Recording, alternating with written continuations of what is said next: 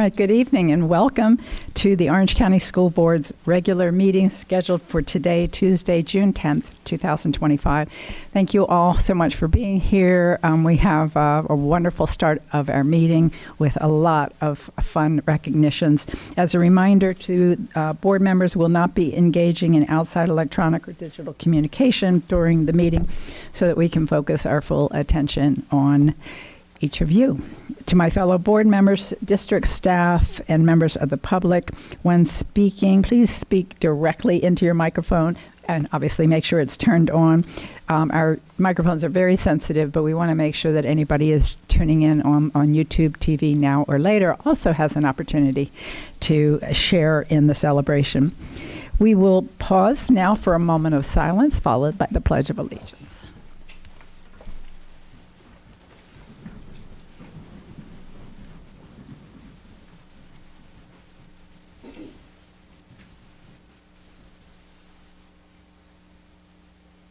And now for the pledge. I pledge allegiance to the flag of the United States of America and to the republic for which it stands, one nation, under God, indivisible, with liberty and justice for all.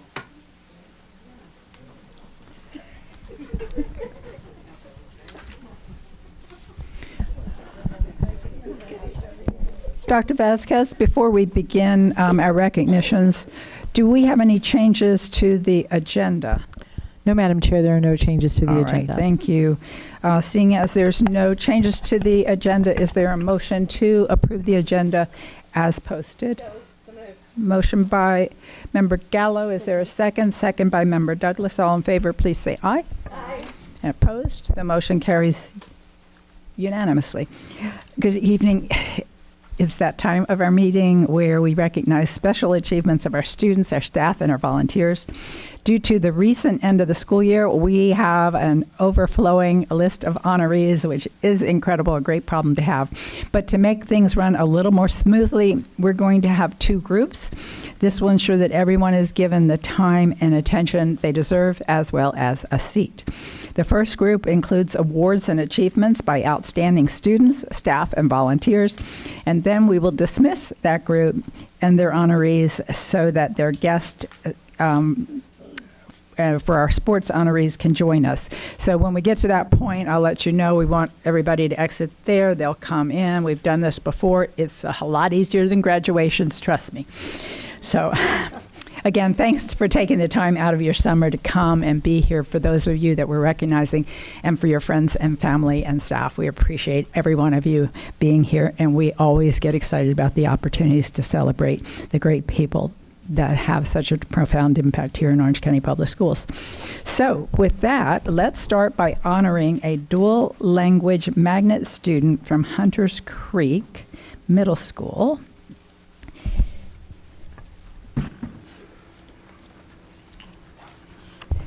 She used her creative and artistic skills to show her pride for her school.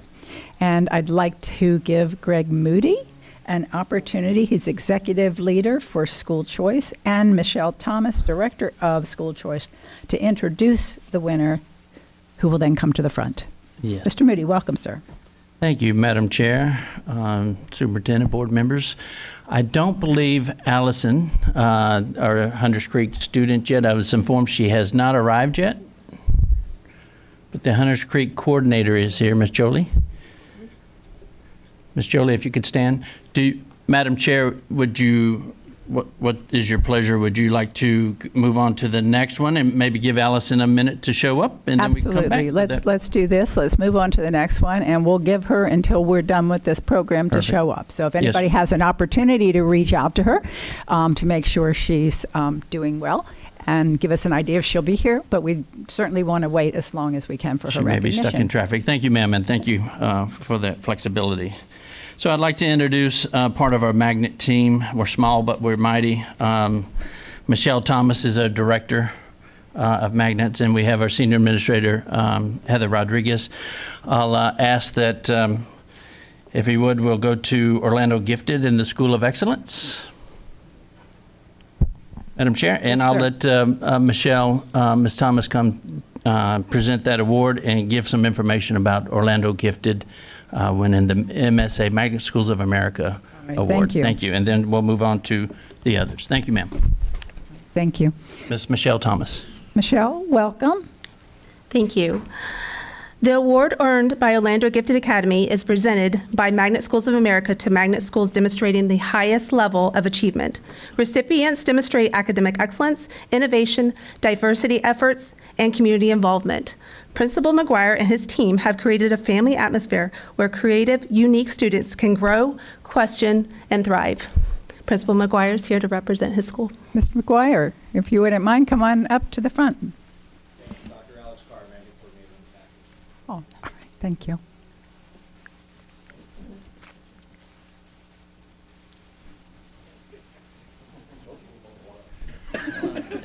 One up.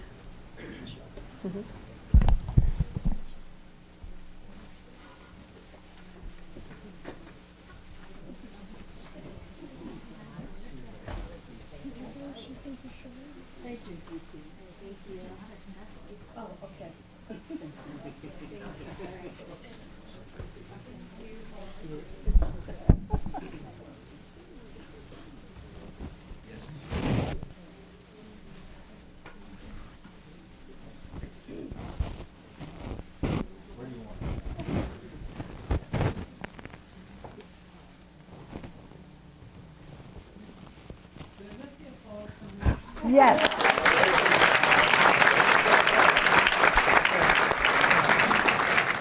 Good, big smile again. Every group gets applause. One more. Thank you.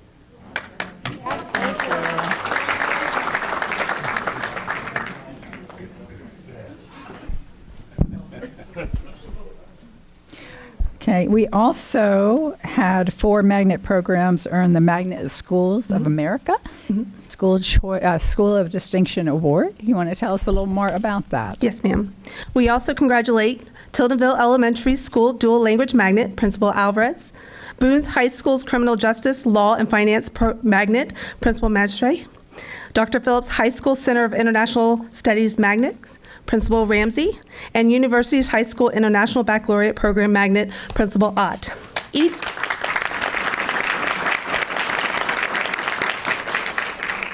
Each of their programs received the Magnet Schools of Distinction Award, Magnet Schools of America's second highest honor.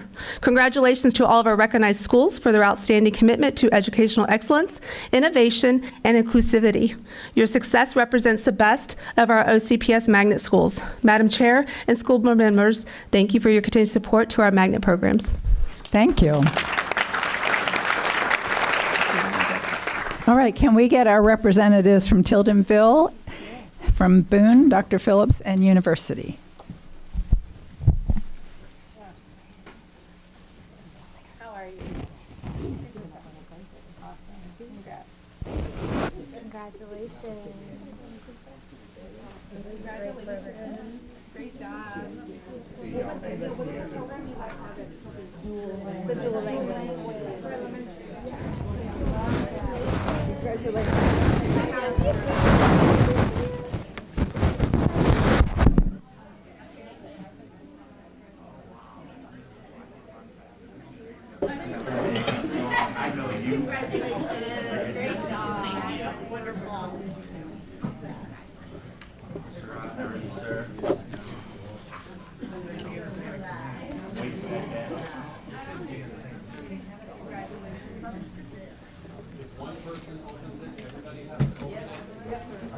That's fine. We have rules. And just adjust your jacket. There we go. Good. Look toward me. Look happy and on 3. Good. 1, 2, and 3. Stay there. Look super happy. And my assistant. Good. Thank you.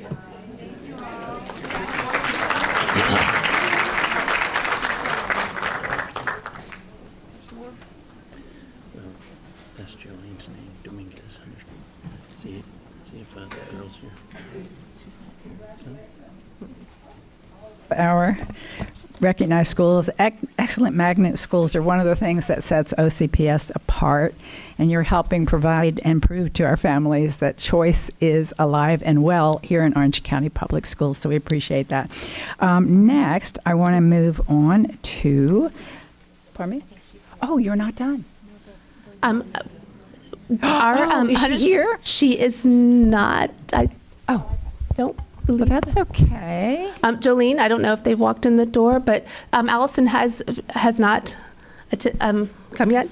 But we can go over her award that she received if you would like. Yeah. And Jolene Dominguez from Hunters Creek Middle School can represent the student if you would like. Oh, okay. Okay, that'd be fine. Thank you. Thank you. So do we know that she's not coming, or Jolene, and she can, have a backup her plan? mom's typing. Okay, her mom's typing her right now, texting her right now. Well, like I said. Oh, Allison is sick, so she will not be attending. So if Jolene could represent the school and accept the award on her behalf, okay. And I know we had the poster up earlier, but just to kind of go over the award and what the award the recipient received, we are proud to announce that Allison Ramos Gomez of Hunters Creek Middle School has been named the Magnet Schools of America District Poster Contest of Orange County Public Schools. The national initiative encourages students to showcase and promote magnet schools as a part of the annual celebration of the National Magnet Schools Month in February. Allison's poster creatively illustrates her interpretation of what Hunters Creek Middle School's magnet program represents. We congratulate Allison on this well-deserved achievement and commend her for representing our district with pride. Congratulations, Allison and Julie.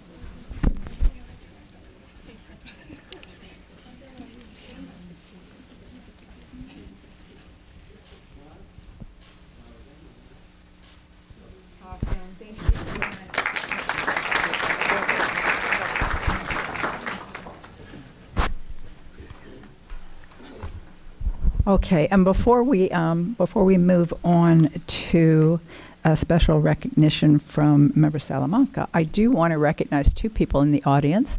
Actually, I probably recognize a lot more than two of you all, but I do want to take a minute to recognize our representative, and you had reminded me that she's here. Yes. Joanna Lopez, yeah.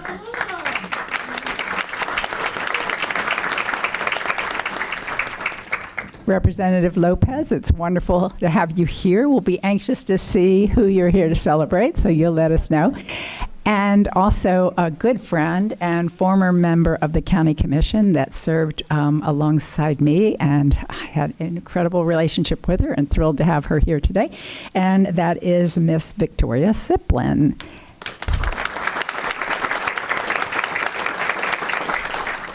And like the representative, I'm anxious to see who you're here to support. I wouldn't be surprised if it's your two sons, but I don't see them. So, Graduated from college. From college already. I remember it wasn't that long ago that you were here and we were celebrating their athletic accomplishments as well. So, okay, let's move on. We have recognitions from board members who weren't able to make our special recognition meeting in April. And so first, I'd like to invite District 2 School Board member Maria Salamanca to tell us about the people she has selected to recognize this evening. Well, you know, this is the best time to talk about and brag about District 2. And I think Representative Lopez is here. If I want to just clarify that she's here for District 2. Is that right? Thumbs up so we don't break the quorum. Okay. So yes, just to answer your question, but I am so excited to do my recognition because obviously I love my district and I am just so proud of everything we do in District 2 where the dreams come true.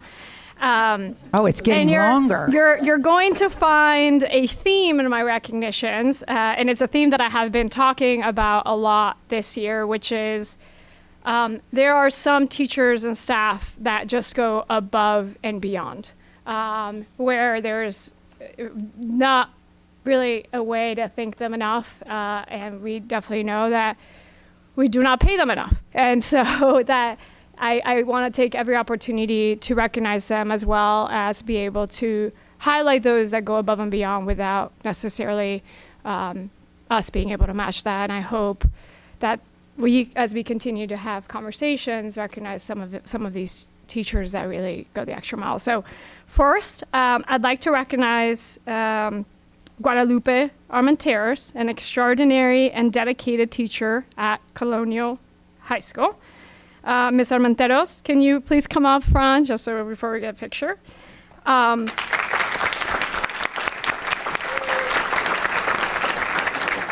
Guadalupe serves as an incredible bridge for her students and their families. She is a name that comes up over and over again in the Hispanic community, in the colonial community. She is, as many, I know you're a teacher, but when I talk to parents and students, you are a guidance counselor, you tell them about college, you tell them about career, you lead the Hispanic Honor Society, you have multiple community outreach events, you hold events for the Hispanic Heritage Month, you work with a bunch of outreach facilities in your community, and you just show up. And your name, every time I talk to parents, to students, always comes up on how you help them navigate this very difficult education system.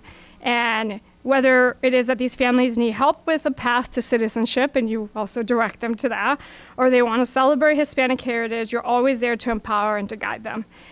You adjust your schedule constantly to dedicate more time and support to those in need in Colonial High School. You're truly a source of immense pride for our community, for our school, and I just wanted to say thank you so much for how much you go above and beyond. So thank you.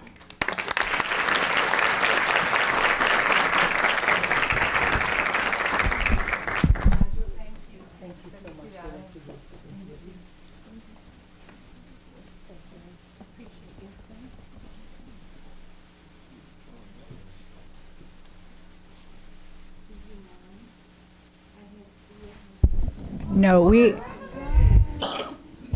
don't mind. I think we insist.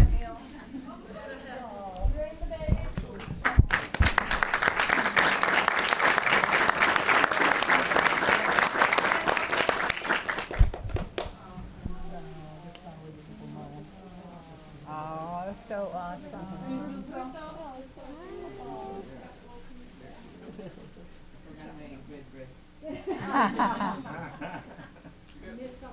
You can center up a little bit. Good. Green on the outside, we're all good. Look toward me, look happy. Good. 1, 2, and 3. Hold on, stay there. My assistant. Get it? Want to get noticed? All right. Congratulations. No, they're my students. Members of the Hispanic Honor Society. Thanks for being here. They're her babies. Nice to meet you too. What an honor. Great to meet you. Wonderful. That's so sweet.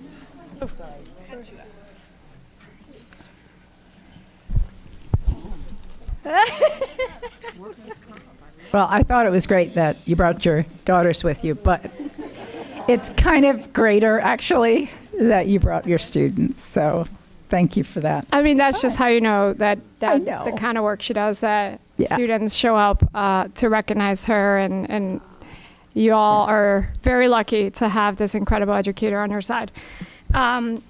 Second, I'd like to celebrate another amazing educator who wears many hats, if not multiple at the same time, Mr. Joel Atkins, an outstanding teacher, leader, and truly exceptional human being from Lake North High School. His impact reaches far beyond the classroom. He's a connector, he's a motivator, he's an anchor for everyone around him who's ever worked with him. What makes Joel so unique is the incredible perspective that he brings to education. It is shaped by a life of service before he entered the field. It's truly remarkable to think that the man who now teaches, guides, and mentors our students every day also served our country as a member of the U.S. Army for over 12 years. The depth of experience and service shines through everything he does, including how he runs all his clubs. He doesn't just teach, he inspires. It is a name that every time I talk to my fellows and to my students and to the visits that I do at Lake Nona High School, his name comes up, if not him running around. Students trust him because he sees and honors who they are. They respect him because of his authenticity and his strength. He's taught across multiple grade levels, content areas over the past 17 years, and he's just demonstrated how versatile and his unwavering commitment to education. He's taken on significant leadership roles. He serves as the SGA sponsor. He teaches leadership courses. This past year, he transformed SGA into a truly student-led organization. He also took on your book, is that right, this year? He has supported SGA efforts in providing Thanksgiving meals for thousands of families and toys for children at Christmas time. And as Principal Nikki Campbell has shared, she's really witnessed true student leadership take shape under his guidance for the first time in years in Lake Nona. He's a senior class sponsor, which takes an enormous amount of responsibility that he carries with grace and excellence and orchestrates what was, I don't know if folks heard about it, but Lake Nona graduation was 1,156 seniors. And I believe graduation got done in 2 hours, was that right? So, yes. So we all shook 1,156 hands in less than 2 hours.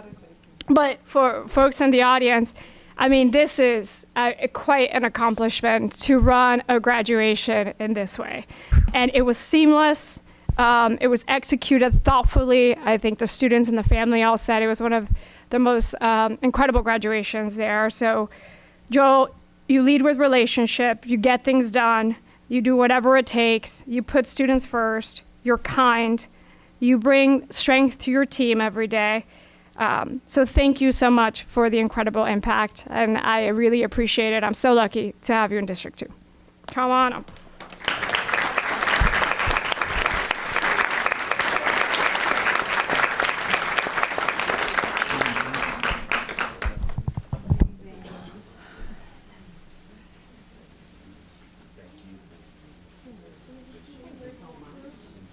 Yes. Fine, crew. I like that shirt. Wow. She honored you so well.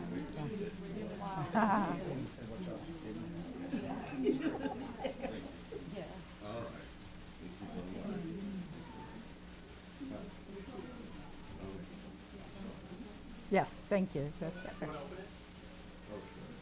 The graphic people like that. Good. Big smile, Kathy. Good. 1, 2, and 3. Hold on. One more. And sir, no sparkly shoes. My boss.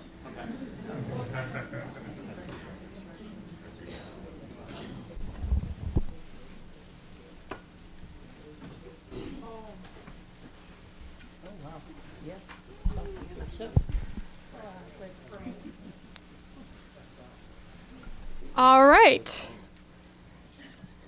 I mean, District 2, look at that. Wow. All right. Last but not least, really, I'm so excited for Mr. Clarence Williams, a cornerstone of the math department at Odyssey Middle, and a true example of excellence. Can you come up front as well? So, tell you a little bit about Mr. Williams. So, what's the letters that we do? The impact letters, where we deliver seniors. So I had heard his name before, but this year I got the honor to deliver him a letter from a senior, I believe, at University High School that she was at. She was graduating top of her class, but I guess during her time in middle school, she had struggled with math, and she had a really hard time. Mr. Williams had created this program for students that were struggling with math, and is it the NASA, something? Yeah, it was called the Calculus Project, and he invited these students who perhaps were having a hard time in math and convinced them that they were the right ones for the calculus project, and completely changed the student's mind about her love for math. And that is what she's going to be studying from college onward. And so she wrote this beautiful letter about how you completely changed how she thought about education on the scary topic of math. And it was also during this visit that I found out from other staff that you drive from Leland every single day to Odyssey Middle, and that's far. From where? From where? From Leland. Deland. DeLand? Deland. DeLand. Maybe it's my immigrant. It's my accent. Deland. Not the county. Deland. It's DeLand. DELEAND. Apology. Honestly, it's more impressive. Let's keep it as Leland. Yeah, it's more impressive. They don't have to know. But it doesn't matter. It's far. How far is that? If not, we got to prove ourselves. I was thinking it was another country. It's at least for a minute. I'm 45 like, without what's Dylan? traffic, if not more. And so, but you do this, and you've done this for years. You've been at Odyssey for how many years? Oh, a test. First, we don't know where you're from. It's true. But this student just talked about, and there's so many teachers who said you are such a positive impact in the love for teaching and how you raise the bar for your peers on that extra step that it takes to just show up every day, for the silly dad jokes that came up a lot, for encouraging good choices, for being easygoing, but at the same time having high expectations of your students and never giving up on them. You offer tutoring outside of class. You do it before, you do it after.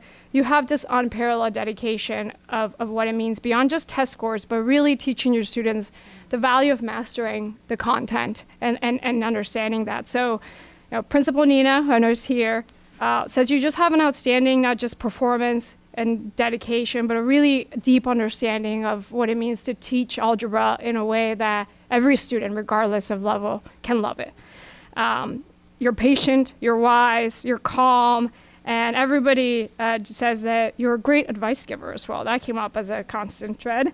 So thank you so much for your exceptional contribution to our students, for your constant driving from very far, far, far, far away. We want to say where? Leland. Guys, I don't know, it's my accent. I'm an immigrant. Yeah, sure. Don't pick on me. No. So thank you so much. And I just want to appreciate your work.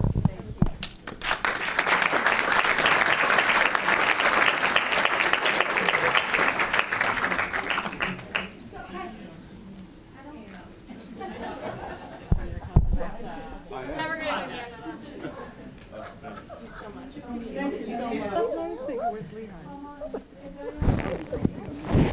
No, she did say Leland, and then she said Leland.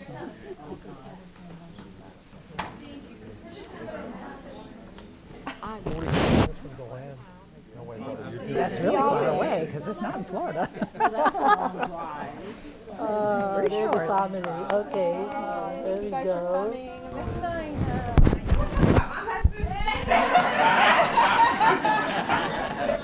Sound like my wife.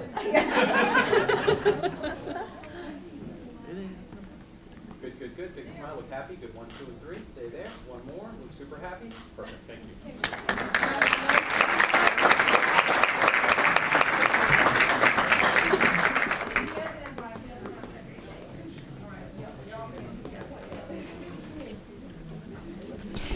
Y'all couldn't hear it, but his wife walked up and said, "You talking about my husband?" I think maybe he leaves it all on the field, so to speak. Okay. Member Bird, do you have anything you wanted to say? Member Bird? Vice Chair? Just wanted to say, Dr. Armbruster, being an educator, it's a beautiful thing, isn't it? I tell you what, I love hearing these stories about our teachers and our educators, and they're so phenomenal, and so many of them are doing so many amazing things for our kids every single day. So thank you, Member Salmaka, for recognizing 3 fantastic educators tonight. Thank you, Vice Chair. So next, I'd like to invite school board member Angie Gallo, who represents District 1, to tell us about the group she has selected for recognition. Member Gallo, you're recognized. Thank you, Madam Chair. I appreciate that. Before I get into acknowledging these wonderful partners that we have in District 1, I would like to point out that Mr. Atkins was my daughter's 5th grade teacher in District 1. And he was at East River High School for many, many years, even before Ms. Campbell was or did you bring him over? Nikki brought him over. So Nikki brought him over. So he was at East River prior to her taking him over to Lake Nona. So I know you like to point out the great things in District 2, but half the great things that happen in District 2 come from District 1. I'm just saying. But now they're in District 2. And just for the record, whether they were in District 1 or District 2 or any other district in between, they're all in the district, mine. So, I thought we were great. thank you. I have yet to win an award here. They always go to one of them. The chair always gets. I never get I know, the award. you never get anything. I never get the award. You guys don't share it with always me. get ignored. It's not fair. That's because you beat us all. Because you have all the schools, you would always be the winner. Nice try. Today, I have the honor of recognizing a group from University Carillon Methodist Church who have a special partnership with Bonnyville Elementary. And I just want to say that without these partnerships, without these people that care so much for OCPS schools, that care so much for our students, and are willing to give up their personal and free time to come into our schools to make a difference, we wouldn't be where we are today. We wouldn't see the increases that we're seeing this year in our reading scores. And all of the data looks really good. And it's in large part due to the time and the talent that you give our schools. And for that alone, we're so, so appreciative. I can't say that enough. But I would like to recognize our dedicated reading buddies. Please come to the front. Elaine Myers, Positive Power Club volunteer. Cindy Moreno, classroom volunteer. And clothing closet volunteers, Jim Yeedy, he's the lead volunteer, along with Nancy Williams, Helen Baldnerick, Elizabeth Hughes, Karen Ozelinks, and if I mispronounce your name, I'm so sorry, and I'll give you a chance to correct it, and Carol Ludescher. I think I butchered that, I'm sorry. Did I? Ludescher. Thank you, Ludescher. I was this close. These generous church members provide assistance that goes well beyond our students' material needs. The entire partnership started with a conversation between Executive Pastor Chris Akers and the principal at Bonnyville. That led to the creation of a clothing shelf, which turned into a closet, which turned into an entire room, all to help students in need. But this partnership goes even further. The church routinely hosts an annual 5th grade celebration marking the end of the school year, and these special volunteers in front of me go above and beyond as reading buddies to the students of Bonnyville Elementary. They dedicate their time to sit down one-on-one with students each week during the school year. This helps their reading skills and comprehension grow. For these children, many of whom come from challenging circumstances, this connection makes a world of difference. The students look forward to their time with their reading buddies. They say it makes reading fun. It is the key to unlocking a lifelong love for learning. Their service was recognized statewide when University Carillon was named Business Partner of the Year by the Florida Department of Education. We are so grateful to them. And I want to say that University of Carillon does a lot of great work at Bonnyville, but when my kids, many years ago, were at East Lake Elementary, when we opened that school, that church was instrumental in getting us backpacks and being involved in our school. And when they opened up, they have an entertainment center in the back where East Lake holds a 5th grade party every year. And they've been gracious enough to let us hold it there. They even for several years paid for the buses so that we could get our 5th graders to that facility.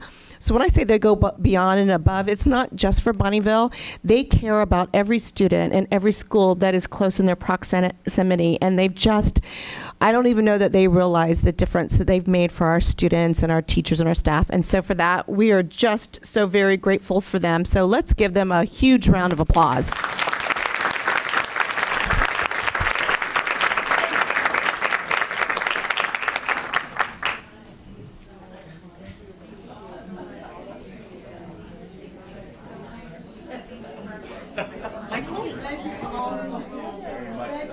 I'm sorry. Oh my gosh, no.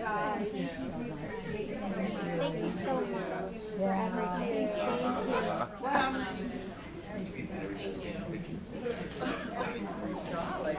Thank you. Thank you. Yeah, Matt, your hands are, yeah, it's cold in here. It's happening this week. Yes, and I made them volunteer at it when they were younger. They're old, they're not old, but they're as yes, Jacqueline was the reason that Caroline was so involved with this. We appreciate y'all so much. If one opens, we all open.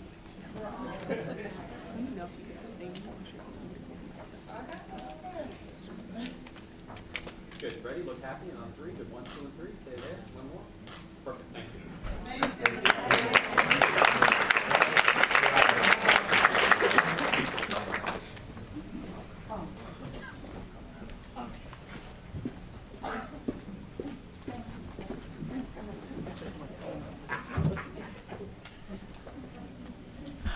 All right, Member Gallo, thank you so much.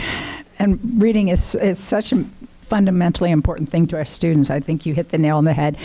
And I can't help but think if every school had this kind of volunteerism and mentorship, what a difference it would make. So thank you very much. And being recognized now statewide is really, really impressive. Okay, so this concludes the first portion of our recognitions. Honorees and your guests, we're going to ask, unless you're here to recognize somebody else, then by all means stay put. But if you're not, we're going to ask you to exit through the back door of the back of the room, and then we will bring in the next group through the side door.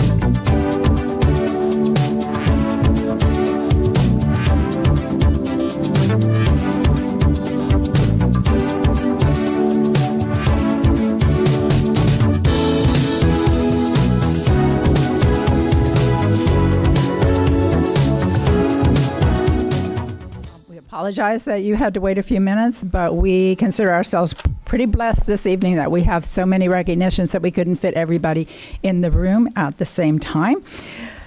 I'm going to ask this, if you possibly can, stay with us until the end of this award ceremony. It won't take that long, but we'd like for everyone who's being recognized, whether you're at the beginning or the end, to share the same level of recognition. So with that said, for our recognition finale, we have student athletes from 6 high schools here tonight. They've won state championships in soccer, track, and field, tennis, volleyball, and weightlifting. So let me welcome to the podium Lonnie Flores, Director of Athletics and Wellness Services. Mr. Flores, could you please share a great deal more about our athletes and their accomplishments? Good evening, Board Chair Jacobs, the school board members, and Superintendent Dr. Vasquez. It is my pleasure to be here tonight to do our final recognition of our athletics teams. The first team I'd like to recognize is the Timber Creek Boys Volleyball team. If the team and coaches could please come up front while we recognize your accomplishments.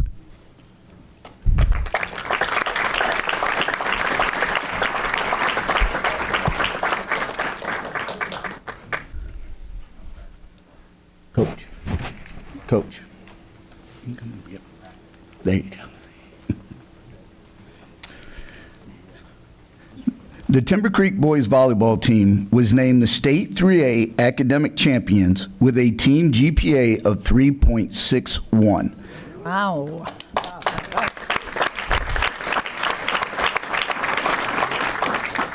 They were one of only 30 other schools in the state of Florida in this classification who had a combined GPA of at least 3.0. I know this may seem commonplace for our athletes to earn this award, but it's very difficult to achieve and speaks volumes to the fact that OCPS truly focuses on student first and athlete second. At this time, I would like to recognize the students, coaches, and staff of Timber Creek High School. The principal for Timber Creek High School is Mr. Mark Wasco. The athletic director for Timber Creek High School is Mr. Jim Priest. And at this time, I would like to pass the microphone to Ms. Jody Van Arum to introduce her athletes. Thank you. Thank you. Alex Martinez, 12th grade. Bader Kazma, 11th grade. Joaquin Castaneda, 9th grade. Diego Galen Reyes, 12th grade. Jack Billman, 12th grade. Andrew Harris, 10th grade. Coach Juan Caro, Coach Xavier Richardson.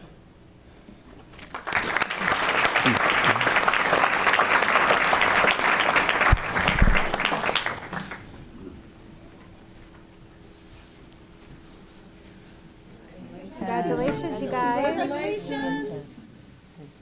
You good? Look happy? And on 3, good. 1, 2, and 3. Stay there. One more. Super happy. Perfect. Thank you.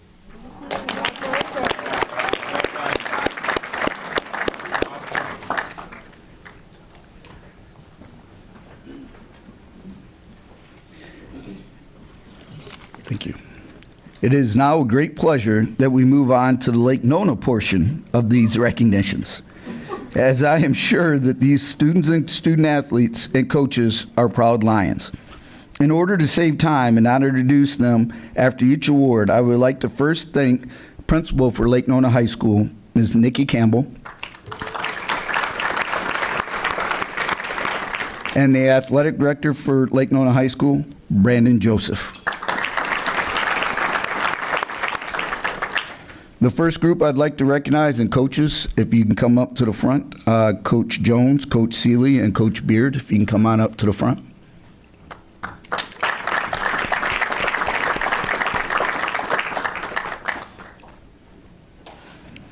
Since 1992, the Florida Dairy Farmers High School Sports Awards Program, which recognizes all 30 FHSA sanctioned and recognized sports, has honored more than 5,000 of the state's top student athletes and coaches. Today, we have the opportunity to recognize 3 coaches from Lake Nona High School. Girls golf coach Shina Jones was the Florida Dairy Farmers 3A Coach of the Year.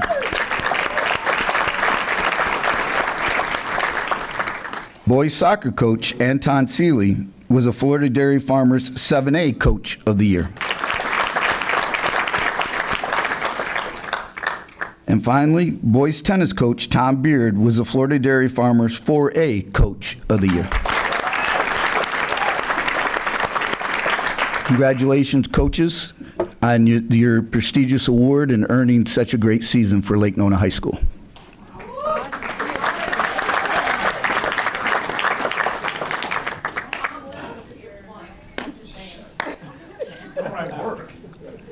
But you live in District 1. Fighting words.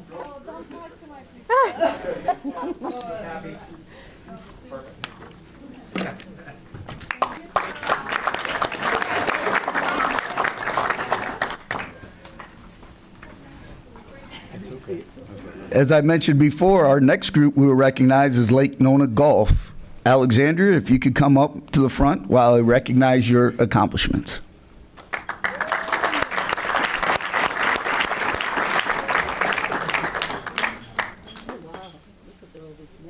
Yeah. Lake Nona High School girls golf player Alexandria Snyder was selected as the Florida Dairy Farmers 3A Girls Golfer of the Year for the state of Florida.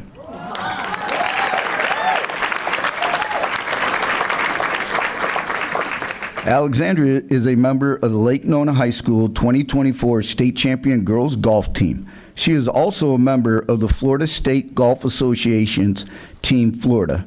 In addition, she is a member of the 2024 South America Champion Pavilion Junior National Team, and Alexandria is the 2024 FHSA 3A Individual State Champion.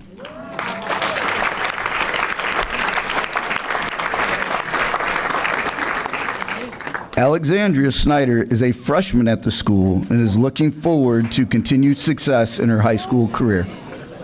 She's a freshman. Oh my gosh. Wow. Do you feel like you have to be in the picture?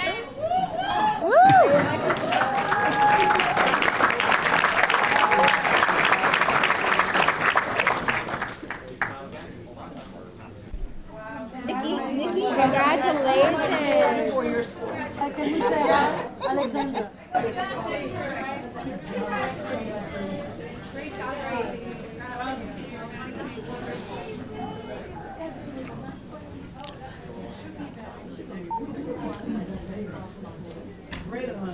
The next group we're going to recognize is the Lake Nona girls tennis team. If I can have Aspen and Gabriella, if you could come to the front so I can recognize your accomplishments.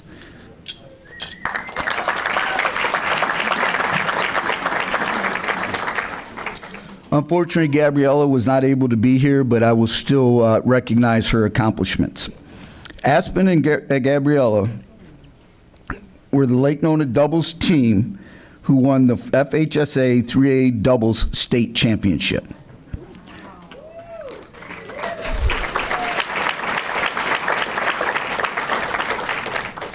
After leading the Lake Nona girls tennis team to the state runner-up finish the day before, Aspen and Gabby returned the following day to stake their claim as state champions. They beat Doral Academy 6-3, 6-2. I would like to give an additional congratulations to Gabriella, even though she's not able to be here today. This is the second year in a row that she has won the doubles state championship for Lake Nona High School.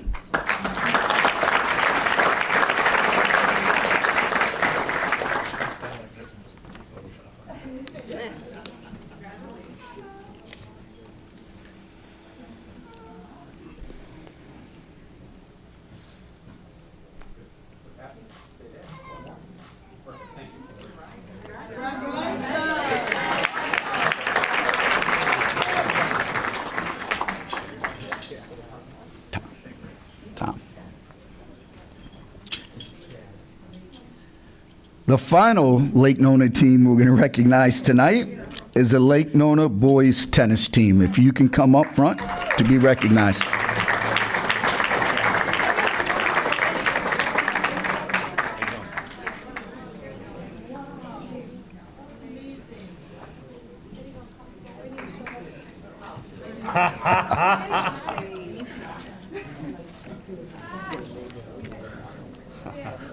The Lake Nona boys tennis team won the FHSA State 3A Championship. The boys did not drop a single match through the regional round of the state tournament, winning 4-0 in the regional quarterfinals, regional semifinals, and the regional finals. Against Winter Haven in the state quarterfinals, they won 4-2. In the state semifinal, they returned to form, winning 4-0 against Cypress Bay High School.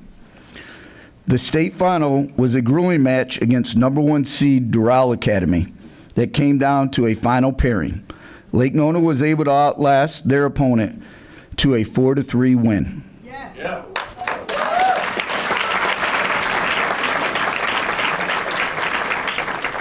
At this time, I would like Coach Beard to be able to introduce his team, but before I give him the mic, I would be remiss if I did not take this opportunity to thank Coach Beard in person.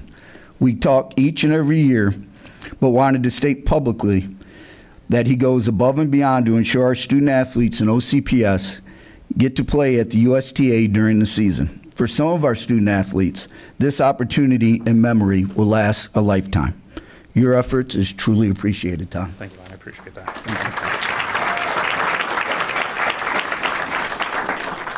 I was told just to read names, but I do have to say our team GPA was a 3.56. I just want to share that too. So not as good, but pretty good. So obviously Aspen, I want to acknowledge who was here already, who she got acknowledged. Of the boys that are here today, Malhar Patel is a senior. Juan Orta, who won the third and final match to win the state championship, is a junior. Kruta Vijay is a junior. Devak Mandla is a junior. Don Vin Sarla is a 10th grader. Xander Clarkson is a senior going to the Air Force Academy next year. Srijan Ganta is a senior. He won his freshman year as a state champ and his senior as a state champ. Nice bookends. And Vinay is a 10th grader as well. So thank you, guys. Thanks. Thank you. I appreciate it.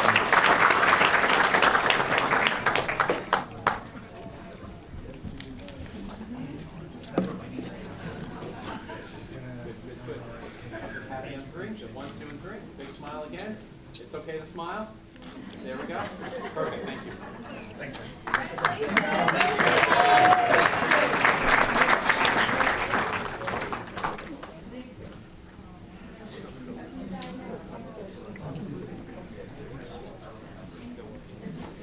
So I guess we realized I was serious about the Lake Nona portion. They did really well here in the spring. Yeah, So we were just talking about Apopka and how they always seem to dominate, but remember Salamanca? Lake Nona is giving everybody a run for their money right now, huh? Yes, ma'am. Thank you so much for this. I really for this award to me. But okay. We in District 2 have a lot of new schools, up and coming schools, and sports programs, and so when football season comes around, I never hear the end of it from over there, from that side. And although we did win the competition this year against Member Gallo, she had to wear a tail. She lost the football challenge. I had to wear a tail. And we had no quarterback. Congrats. Oh, that's right. Timber Creek's here. There we go. Apologies to the poor kid playing quarterback that night. Timber Creek did not have a quarterback or the backup to the quarterback, if I recall. It doesn't matter. We won.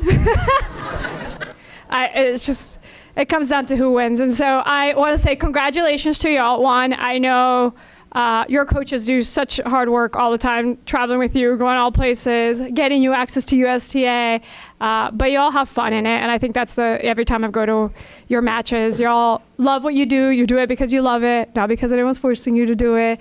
And that's what makes your team and team so incredible. So congratulations. And I love to hear so many sophomores and juniors there, which means hopefully we'll be back again next year. And thank you for making District 2 and OCPS proud.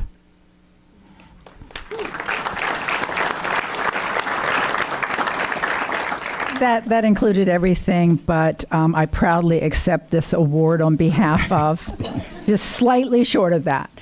Back to you, Mr. Yes, Flores. ma'am. The next team and coaches I would like to recognize and ask you to please come up front is the Winter Park Boys Volleyball team.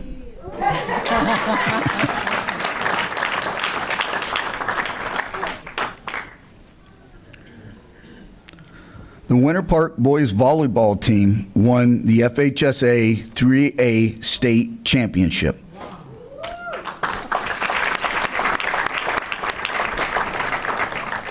They won the state semifinal game over Horizon in straight sets, 3-0.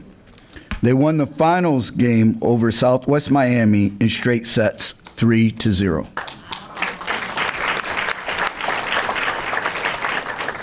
This is the school's third state championship in boys volleyball. They are back-to-back state champions, and this is also their third state title in 4 years.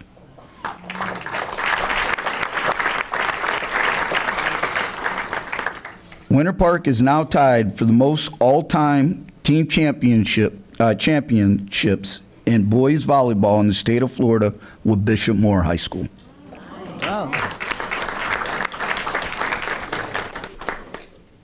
At this time, I would like to recognize the students, coaches, and staff of Winter Park High School.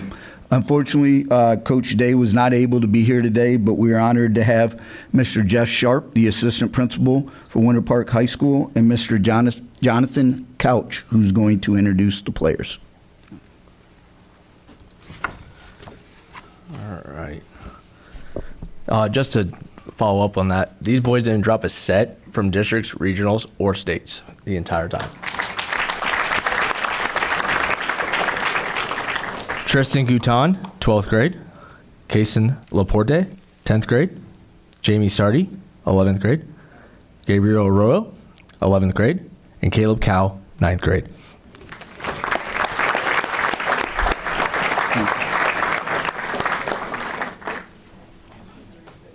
Thank you.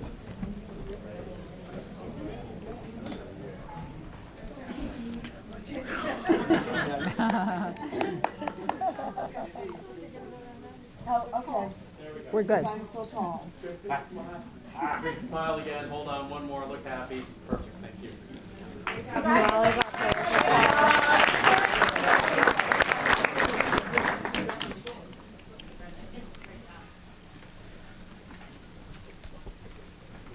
Congratulations.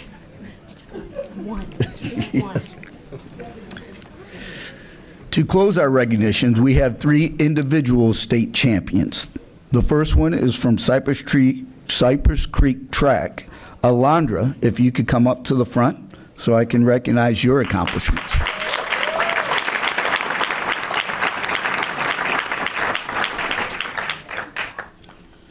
We have the opportunity this evening to recognize the accomplishments of a female track athlete from Cypress Creek High School. Alondra is the 4A state champion in the 400-meter hurdles.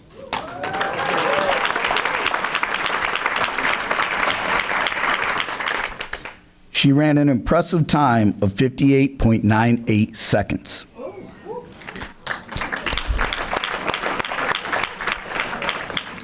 That time is ranked number 5 in the U.S. in 400-meter hurdles.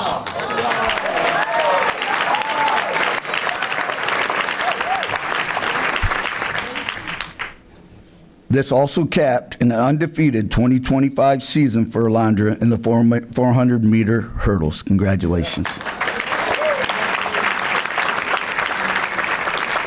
At this time, I would like to recognize the staff. I would like to recognize the staff. That is the principal, Marisol Mendez, and the athletic director, James Washington.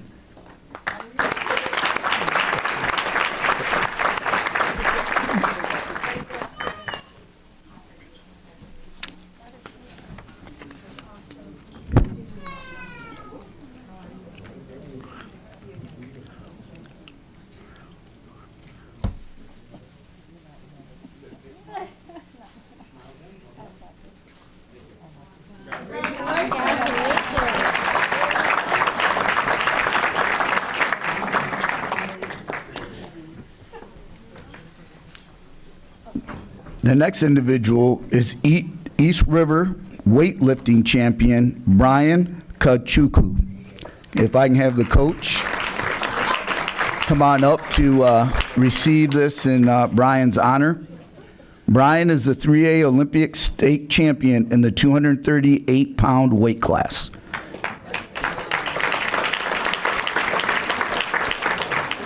Brian took last year's state final setback into a driving force behind his success this season. His relentless hard work and effort and powerful leadership inspired everyone around him. His total lifting totals were as follows: snatch 260 pounds, clean and jerk 320 pounds. At this time, I would like for the principal, Ms. Becky Watson, and the athletic director, Ms. Brittany Scott, to come up so we can take a photo.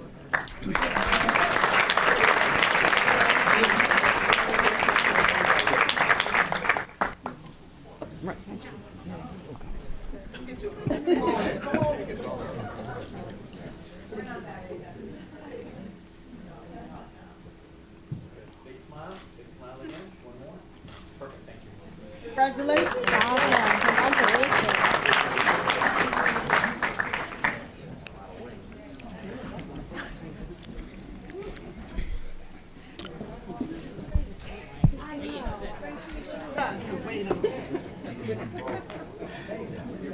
Our last recognition is Windermere Track.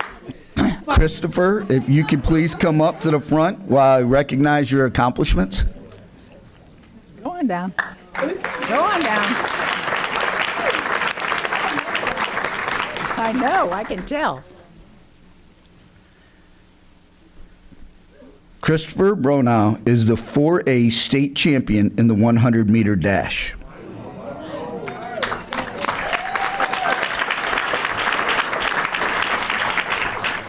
He ran this race in a blazing time of 10.34 seconds.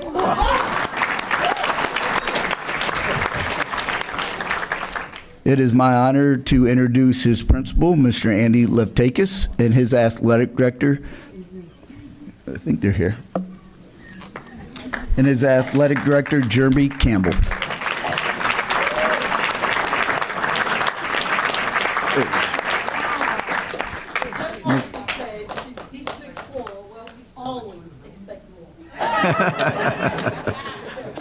She wants you to run faster.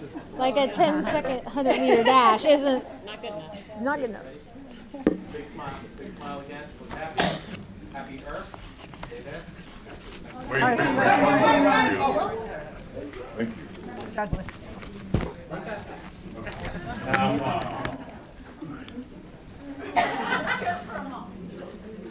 Do you want glasses up or no? No.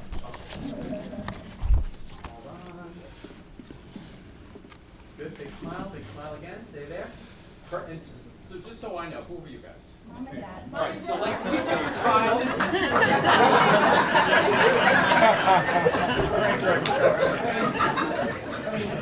Who remembers our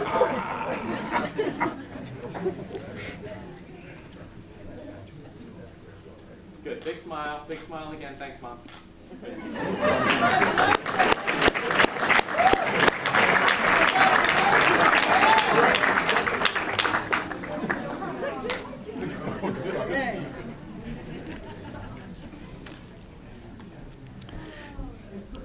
Chair Jacobs, that concludes our sports champions for the spring of 2025.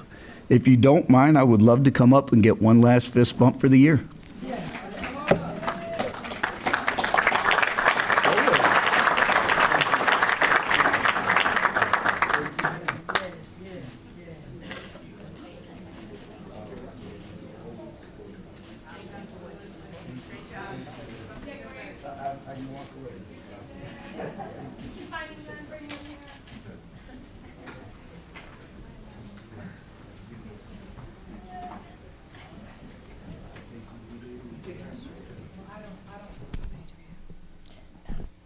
I don't think I need to tell this group just how important sports are to not just to our athletes, but to their development, to their team spirit, to all the things that they will bring, not just to the classroom and the field, but to life, and the experiences that you are gaining are going to be transformational as you go through life. I know from my own sons that there's so much that they've learned. There's so many times that they will refer back to something that happened on the field that has given them guidance on what to do in real life. And that may sound quirky or crazy, but it's the truth. There's also somebody else, before I let you all go, there's somebody else in the audience that I was remiss in not introducing sooner, somebody I would like to recognize and we're honored to have with us, and he's also a dear friend, and that is City Commissioner Bakari Burns. You're hiding back there.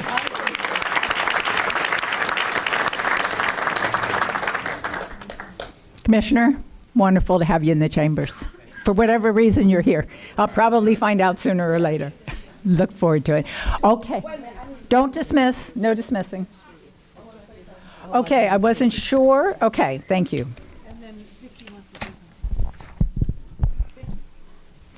Member Felder, you want to say something first? First of all, good evening, everyone. And I am just so very proud. I'm just compelled to share this. This is the beauty of public schools. This is the beauty of public schools.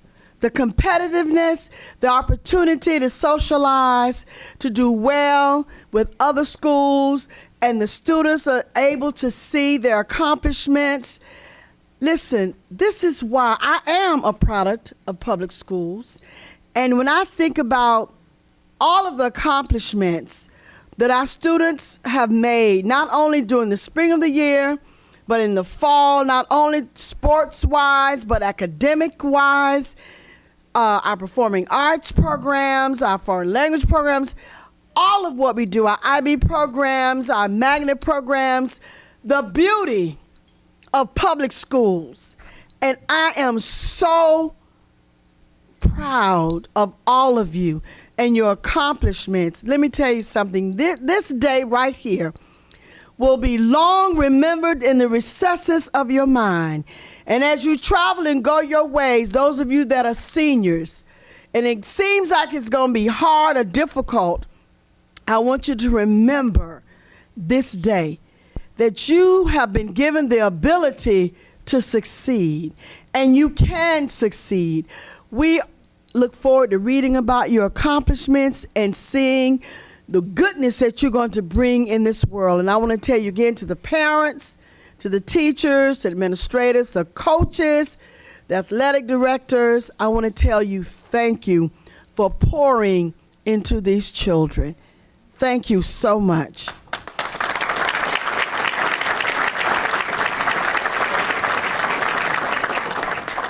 Okay, in just a minute, I'm going to recognize the superintendent to introduce her appointees. But before I do that, I also noticed we have in the audience Jason Henry, Congressman Scott Frost, representative. Always pleasant to have you in the chambers, and please extend our appreciation for the wonderful work that Congressman Frost does for us here in Central Florida and across the nation. Dr. Vasquez. Thank you, Madam Chair.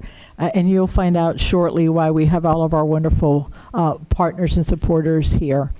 So it's my pleasure to welcome the following individuals to the administrative ranks. We have some new assistant principals, and then we have some assistant principals that are moving into principal positions. So I'd like to start with Bridget Oleta Ann Bresk, who is the assistant principal at Windermere High School, who's going to be the new principal at Hamlin Middle School. Thank you so much. Thank you, school board members, Superintendent Vasquez, Deputy Superintendent Armbruster, Executive Leader Fritzler, and Principal Leader Gibson for the opportunity to serve at Hamlin Middle School. I want to also thank Jose Martinez, Executive Leader of the High School Office, Kelly Padawana, Cadre 3 Principal Leader, Mr. Leftakis, Principal of Windermere High School, and Dr. Knight, the current Principal of Hamlin Middle School. Your support and guidance have meant so much to me. I truly appreciate the way each of you has helped shape and prepare me for this next chapter. I also want to thank the incredible staff I've had the privilege to work with at Dr. Phillips, Lake Buena Vista, and Windermere. Each of you has played a part in shaping who I am as a leader, and I carry those experiences with me in this new role. To my husband, Frank, thank you for always being my rock and unwavering support system. And to our 2 kids, Stella and FJ, thank you for your patience, your enthusiasm, and for always being ready to attend every event with a smile. Your love and encouragement mean the world to me. Thank you again for the honor of appointing me as principal of Hamlin Middle School. I am excited and committed to serving our students, staff, and community with passion, integrity, and a shared vision for excellence. Thank you.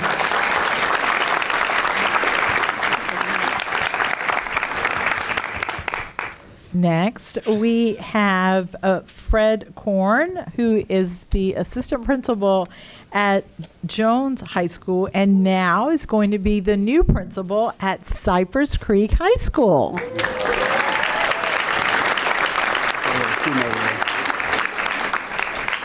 Sorry, I just want to recognize our state champion over there. Thank you, school board members, Superintendent Vasquez, Deputy Superintendent Armbruster, and staff for the opportunity to join the Cypress Creek High School team. I also thank Mr. Martinez, Ms. Chang, Ms. Paduano, and Dr. Dispenza from the high school office for placing their trust in me. I'd first like to recognize the great Jones High School, its community, and Principal Norwood for taking me in and making me part of the family over the last 3 years. Most importantly, behind every great man is a greater woman, and there she sits. My wife is here today, and she's been by my side since the beginning of my leadership journey, supporting me through all of my endeavors. I love you, Reagan. I'm elated to serve and support the students, staff, community, and the entire sleuth of Cypress Creek Bears. The positive culture created by our team will leave a lasting impact on student success for years to come. Thank you.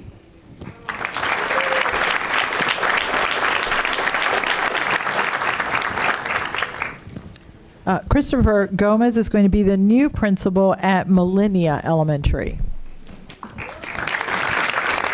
Good evening. District 5. Yes. I made sure that my speech was less than a minute before everyone changed their mind. But I want to begin by thanking the school board, Superintendent Vasquez, Deputy Superintendent Armbruster, Principal Leader Trevor Honahan, Principal Pena, and Dr. Jones for this amazing opportunity. To my friends and mentors, thank you for sharing your wisdom, for challenging me, and for being steady voices of encouragement when I needed it the most. Your guidance, leadership, and belief in me have made a lasting impact. You've been pillars in my growth, and I am truly grateful. Thank you to my sister, my motivation. Individually, we made an impact, but together we made history. To my bonus sister, Andrea, thank you so much for being my biggest cheerleader. And to my mother for always knowing what took me time to see, for your belief and never giving up in me. Lastly, to my godmother, may she rest in peace, who always said, "Cada com esse destino." Each one has their own destiny. Thank you for reminding me that this moment is part of mine, and I'm so grateful. Thank you.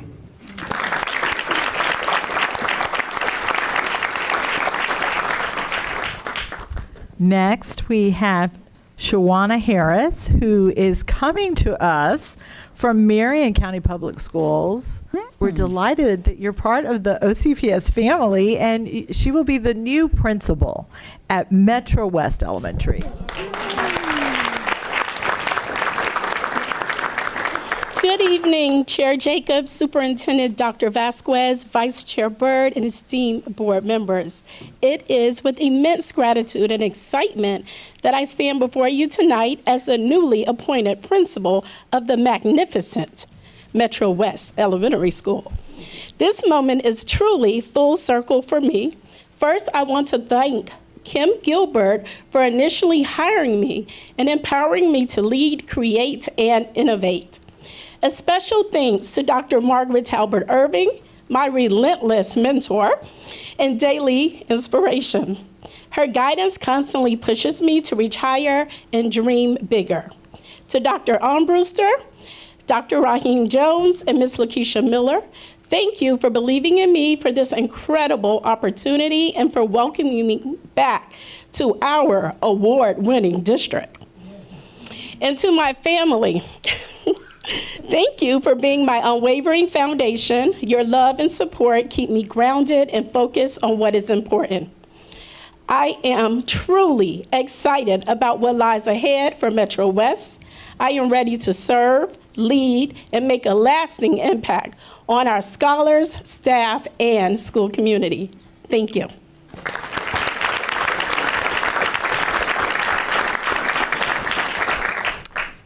Christina Morzak is going to be the new principal at Bay Lake Elementary. Thank you. Good evening. I'd like to thank the board, specifically my board member, Ms. Douglas. I'd also like to thank Superintendent Vasquez, Deputy Superintendent Armbruster, Dr. Jones, principal leader, my principal leader now, Ms. Leftakis, who could not be here tonight, but I am so excited to work with her, but also my previous principal leaders, my mentor, Principal Leader Linlaw, thank you so much, my current Principal Leader Hankerson, and my previous Principal Leaders, Principal Leader Smith and Principal Leader Rodriguez, who's here to support me tonight. I'm honored for this incredible opportunity. I'm honored and excited to join the Bay Lake family, the staff, the students. We are going to have a great year.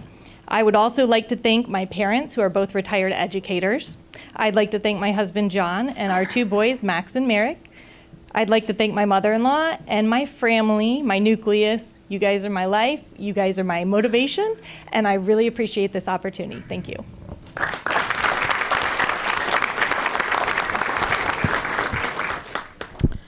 Amy Michelle Parker is moving from the Senior Administrator for Career and Technical Education to Assistant Director, Orange Technical College West Campus. Yes. Thank you, guys. Thank you to school board members. Thank you, Superintendent Dr. Vasquez, Deputy Superintendent Dr. Armbruster, Executive Leader Dr. Grant, Senior Director Leader Ms. Tingley, Senior Director Mr. Weidel, and staff for this opportunity. I look forward to working at OTC West Campus. I'm truly honored and thrilled to step into the role of Assistant Director. This milestone wouldn't be possible without the unwavering support of my incredible family, friends, coworkers. Thank you for being with me every step of the way on this journey.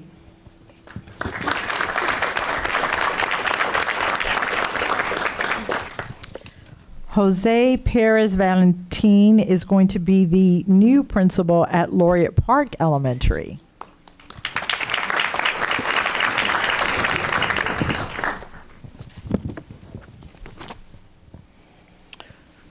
Good evening, Chairwoman Teresa Jacobs, honorable school board members, OCPS Superintendent Dr. Maria Vasquez, Deputy Superintendent Dr. Michael Armbruster, Executive Elementary School Leader Dr. Raheem Jones, the entire honorable cabinet members that are here as well, the district leadership, and the Laureate Park Elementary community. I want to express my words of gratitude for depositing in me your trust to lead the great Laureate Park Elementary School. I will work very hard to honor the vote of confidence bestowed upon me, and I want to thank you all very much. I also wish to thank my previous leaders from all the years that I've been working, all my supervisors, my principals, my directors, and also my peers for their contribution throughout the years to my professional growth. I want to thank also Mr. William Bond for all of his support throughout the years. Special thank you to Dr. Wyndham. Thank you for your mentorship, for your encouraging words, and for your prayers. Mrs. Flores, thank you also for your insights and support. And to my STO family, thank you for your companionship and your mutual collaboration. And I also want to thank my friend and sister that life gave me as well, Ms. Josefina Henrici. I will miss you all. And as a special thank you to my lovely and beloved wife, Zenaida Perez, for her love, her prayers, and for her godly advice. Not a dull moment.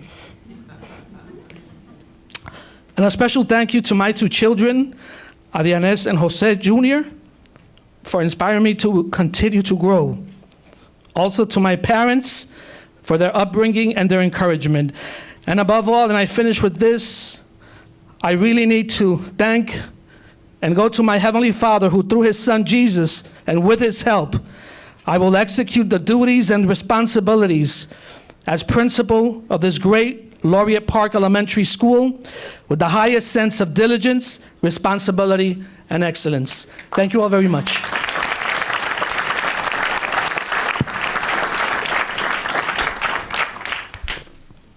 No pressure, but you know, that's my neighborhood elementary school. I'm 2 blocks away, so I look forward to seeing the leadership there.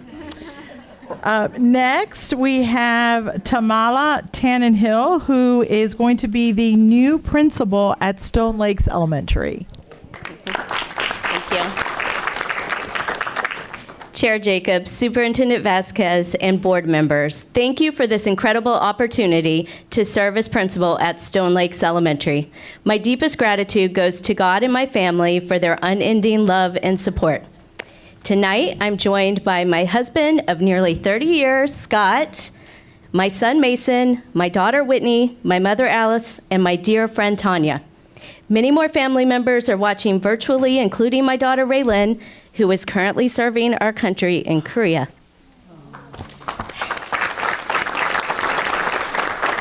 I want to acknowledge the Stone Lakes team members here tonight, especially Dr. Rollins. Dr. Rollins, I am profoundly grateful for your leadership and the powerful example you set. As you retire, please know that Stone Lakes families, students, faculty, staff, and stakeholders are in excellent hands. I am committed to continuing the remarkable culture you've built. It's truly a special place I am blessed to be a part of. And last but certainly not least, my principal leader, Mindy Smith, thank you for your invaluable dedication and support to Cadre 10.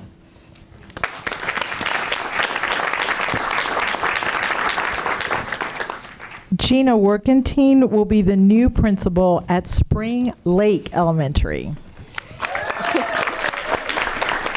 Good evening, everyone. Thank you, school board members, Superintendent Vasquez, Deputy Superintendent Michael Armbruster, and staff for this opportunity to serve as principal at Spring Lake Elementary. I am honored, excited, and so very proud to be a Blue Jay. Together, I know we will soar. This moment means more to me than words can fully express. While my journey as a leader is still unfolding, it has already been shaped by so many incredible people whose belief in me lit the path forward. Dr. Jones, principal leaders Davis Wilson, Dr. Meredith Leftakis, Mindy Smith, and Lakeisha Miller, thank you. You all have shown me what it truly means to lead with humility, strength, and heart. To the mentors and friends here and afar who have walked beside me, thank you. I want to specifically thank Principal Melissa Sarassi, Principal Danielle Arbalez-Willis, Lisa Wolf, Stephanie Brooks, and Demetris McPherson. You all left a lasting mark on my heart and have exemplified what it means to coach with heart, teach with excellence, and lead with grace.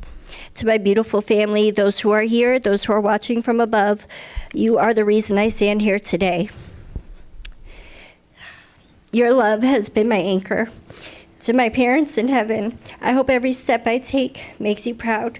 To my children, Lucas and Lucy, your joy, laughter, your hugs at the end of a long day inspire me to be better for the next. And to my incredible husband, CJ, thank you for being my steady hand, my safe place, and my biggest supporter. As I look ahead to the 2025-26 school year, my heart is full of hope, pride, and excitement. Spring Lake Blue Jays, this is our time. Together we rise, together we soar, and together we will build something extraordinary because we are united for greatness.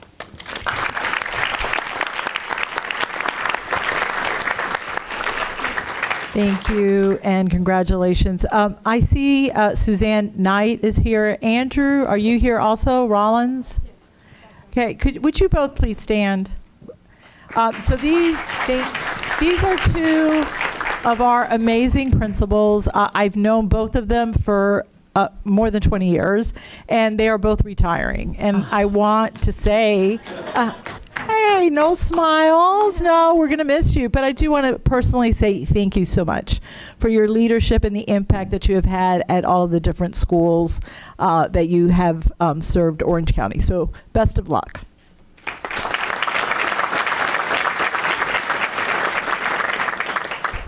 Madam Chair, those are all of our appointments. Wonderful. Take a picture? Yes.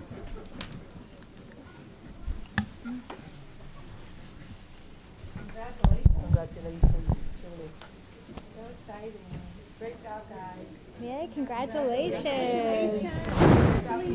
All right, I'm going to walk away. Exciting to have you.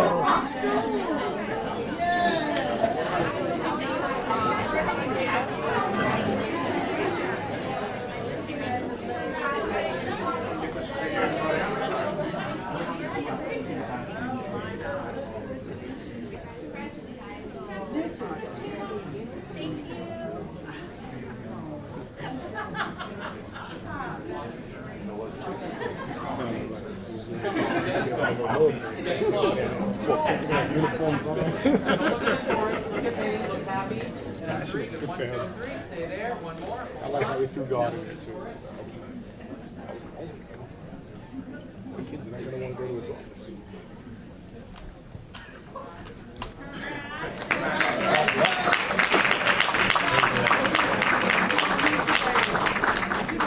You're going to do great.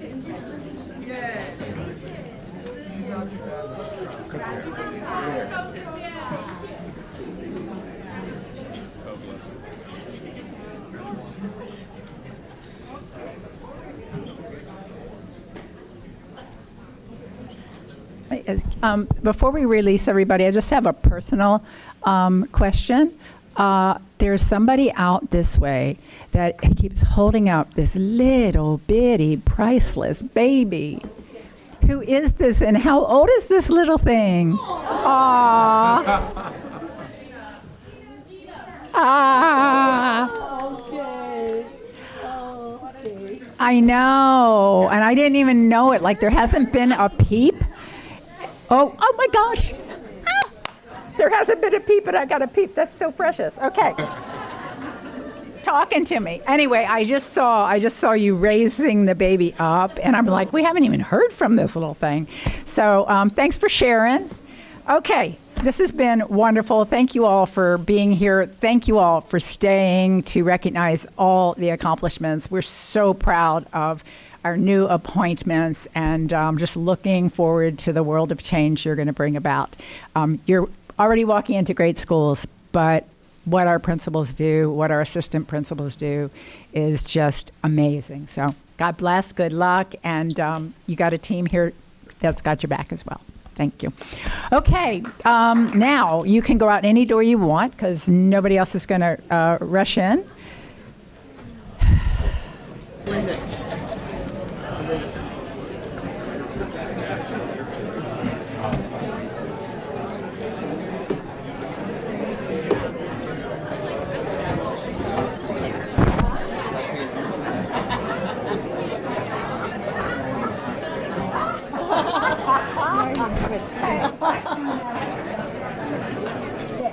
He can do the rabbit ears as well as anybody. Yeah, that was his son because I won the Yes, absolutely.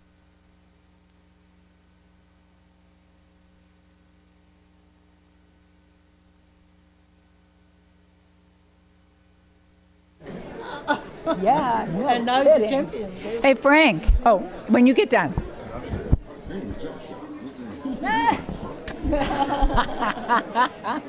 That is amazing. His speed. Oh my God. 30. So is that from mom or is that from you? Yeah. From mom. Okay.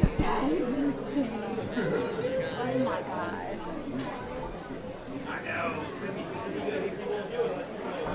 All right, got everybody but your son. Oh my gosh.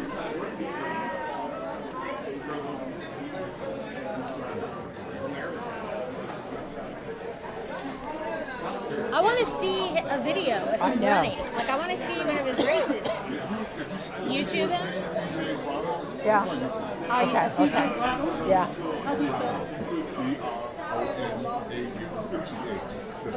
Yeah. Yeah, makes sense.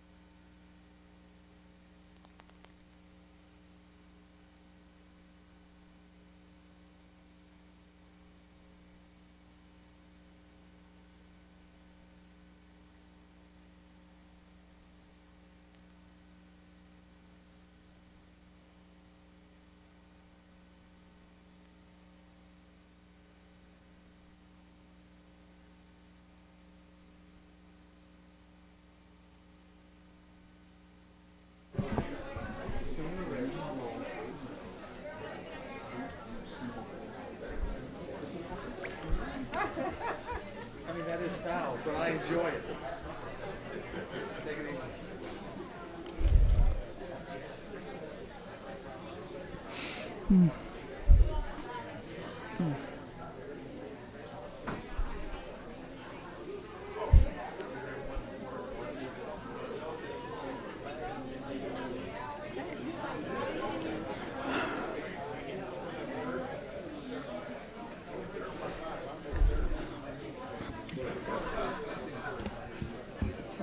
Pretty much everybody. Let's see. Yeah. All right, folks in the back, we're going to start in about 15 seconds.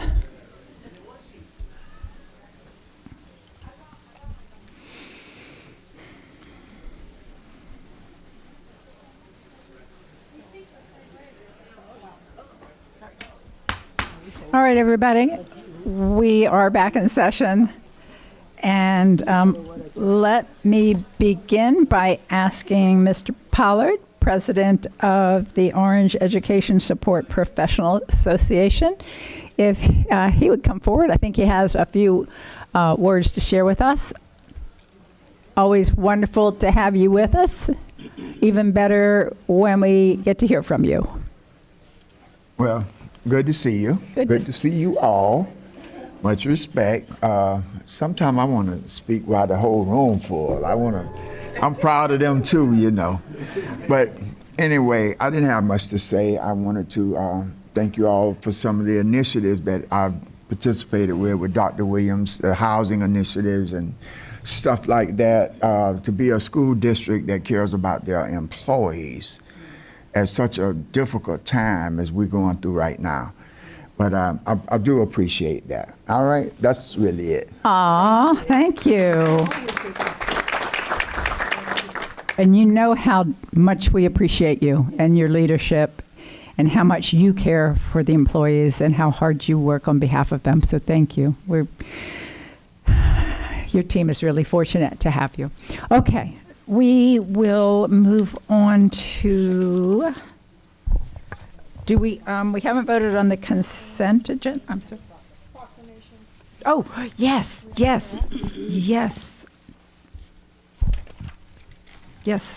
Let me first announce that all proclamations were adopted by a vote of the board during the August 7th, 2024 board meeting as designations, celebrations, and observations.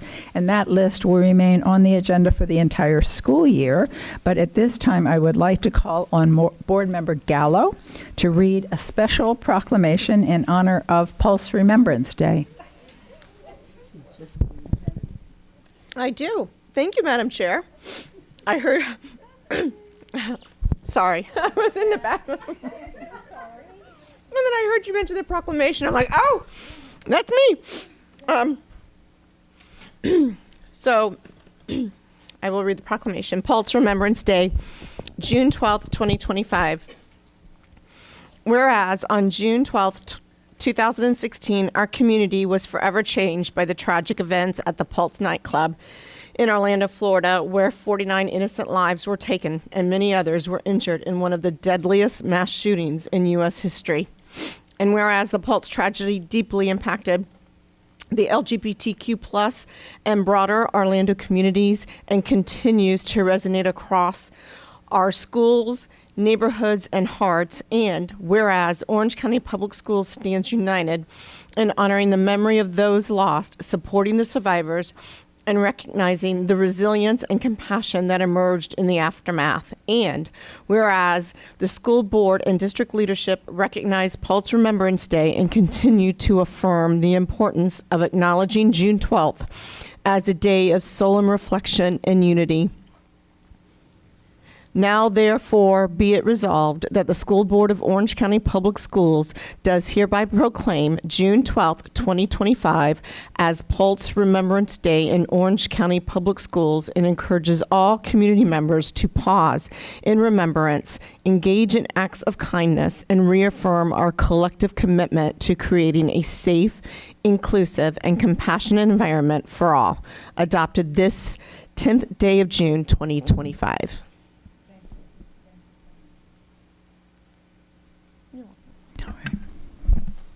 All right. Thank you again for bringing that forward so that we can publicly acknowledge it. And now we have a strategic plan update. Is that correct? We do. Okay. Thank you, Madam Chair. I am so pleased to be able to share with you the progress that Dr. Williams has been able to make on our initiative of attainable workforce housing.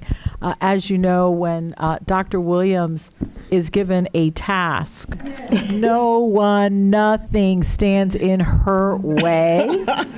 She has far exceeded my expectations of how much she would be able to accomplish through the tremendous support we have from our elected officials, as well as the incredible partners we have that really understand the crisis around housing here and how much this is helping to benefit our employees. And so with that, I'm going to turn it over to Dr. Williams.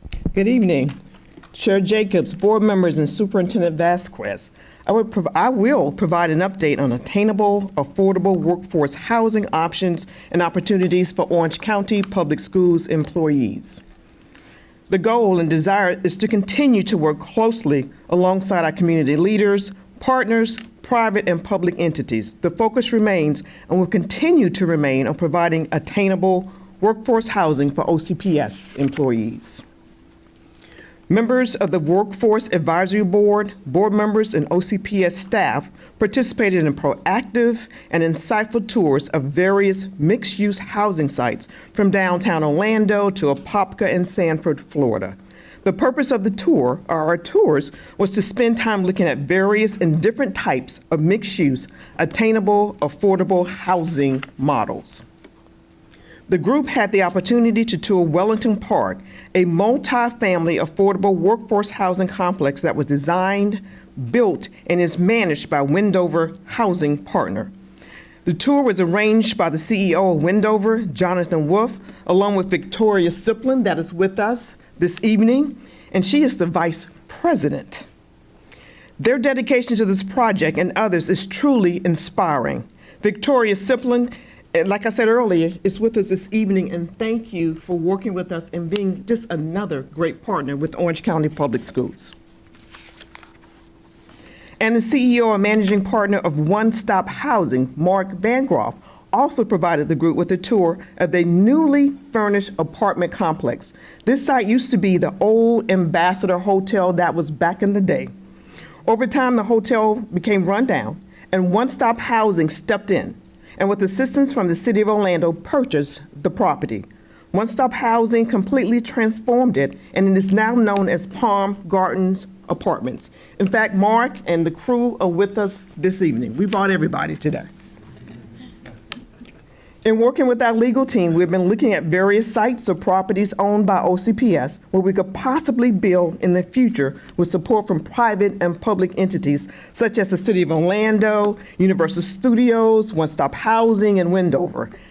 Our very own housing complex. What do you think about that? One potential site is the old Catalina Elementary School property. I met with the HOA president that is with us today, Susan. And I would like to say thank you, because she also asked if I would meet with the entire Isles of Catalina HOA. I thought I was going to speak with 9 people. I think 50 people showed up. So I thought something was wrong, but let me tell you. And City Commissioner Bakari Burns was also there, and he spoke in favor of this partnership, and they are extremely excited about this possibility. Guys, they're waiting for us. As I mentioned earlier, we're focusing on exploring options that can help provide attainable workforce housing for our employees. It's exciting to note that this board has approved agreements that will offer priority access consideration to Orange County Public School employees. Working together with community leaders and stakeholders on this initiative has and will continue to make a significant impact on being able to provide options for housing for our employees. It's needed. The board has approved agreements. This board has approved agreements with privately owned apartment complexes. They own the land. They own the property. This is their apartments. These agreements are set aside for OCPS employees. Currently, these agreements span from downtown Orlando to Apopka to Universal Studios near the Orange County Convention Center, and one site is near Oak Ridge High School. The Enclave at Canopy Park is on the board waiting for your approval. And in fact, Mayor Demings mentioned this at the State of the County on Friday. He bragged about this. But we're getting the set-asides, if approved. I would like to highlight one site, Catchlight Crossings, that is being designed and developed by Wendover Housing Partners, Victoria, in partnership with Universal Studios. This housing complex, listen to this, as I mentioned earlier, was developed by Universal and Wendover Housing, will offer 1,000 units or apartments, tuition-free preschool, healthcare offices, rental space, bike and walking paths, a community garden. Phase 1 will open in 2026. What a great partnership. Thank you, Victoria. Thank you also to Mark Vangroff. A ribbon-cutting ceremony was held on May 28th to celebrate our first priority access to housing agreement with One Stop Housing. This event marked a significant milestone for us and showcased the before and after transformation of one of our housing initiatives. Now, a major step forward today in the push to provide more affordable housing in Orlando for teachers and school employees. Mayor Buddy Dyer and other city leaders cut the ribbon this morning on the Palm Gardens Orlando Apartments, a former hotel that's now home to 150 newly renovated units. The apartments sit just off Colonial Drive, west of downtown. The city of Orlando partnered with One Stop Housing and several community organizations to turn what used to be the blighted Ambassador Hotel into a safe, long-term housing option. So this is really a feel-good day. This is a public-private partnership that converted an old, decrepit, crime-ridden motel into 150 affordable units that are being made available to teachers and custodians that work in schools. Most of these units are reserved for people making 80% or less of the area median income, and 15 units are dedicated to permanent supportive housing. Also, thank you to our advisory board for their input and feedback. And we have a few members that are with us. Also, as you mentioned, you have Jason Henry, Congressman Frost assistant. We have a principal with us today. So we have some of the board members that really have been working with us, going on the tours and assisting us and have assisted us through this process. Next steps, what are the next steps? Thank you for allowing me to share this update on where we are with attainable, affordable workforce housing for OCPS employees. We will continue to work with our community leaders and look for all opportunities and options. Also, we will continue to work with private and public entities with providing priority access agreements or set aside for our employees throughout the city and the county. Oh, this is just the beginning. Lastly, we will continue to work with our legal team, John Pomerini and company, on looking at property owned by OCPS for future use. And to this board, thank you for your support. Thank you for the kind words, and we're just getting started. Thank you. I'd like to thank the team. I'd like to thank everybody that has been with us since 5 o'clock. And Superintendent, we have a little token, a surprise for a couple of folks that Mark have moved into, or will be moving into Palm Gardens in August. So they're here with us. Ladies, would you?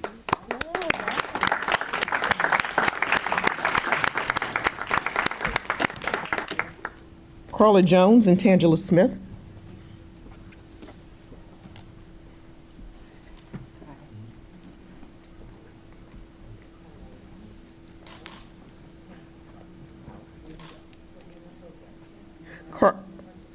Carla Jones works in our maintenance department. She's one of our janitors. Tangela Smith works for FNS. And if you don't mind, where's Scott? I would like to thank the foundation. If you don't mind, what's inside of that envelope is for you. It's $500. Gift card to help you as you're moving in to the apartment, to get towels, whatever you need. But thank you to the foundation for making that happen. And God bless. Thank you.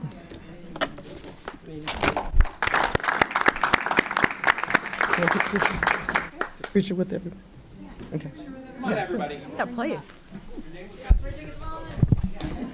Come on, guys, everybody. Scott's name was mentioned. He's in the photo.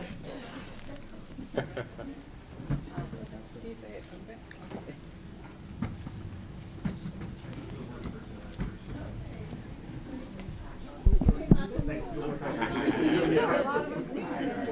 Great to see you. Great to see you. Hello there. Thank you so much. Great to see you. Thank you for supporting all the work. Thank you so much. Thank you so much for everything. Thank you so much. Great job. Thank you so much. Thank you so much for what you do. Thank you, sir. Thank you so much. That's really great. Thank you, sir. Thank you. Thank you. Thank you. Thank you. Love you. Thank you. Thank you so much. Good job. Thank you so much, sir. Welcome home. Right?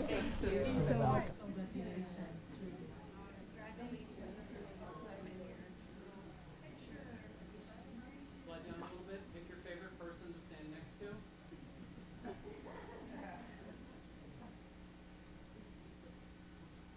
You can't block anybody. Hold on.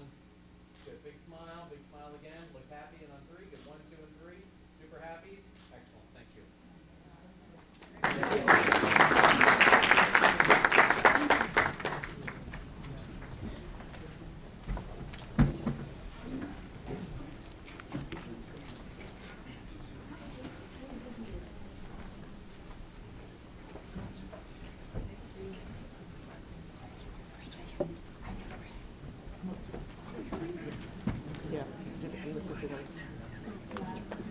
want to say anything? Oh, yeah, they want to say something. Okay. To all of you that have had a role to play in this, and especially our superintendent who has dreamed of this and pushed for this for many years before she became superintendent, and to our chief collaborator, Bridget Williams. And again, to every one of you who's played any role in this, we're so grateful.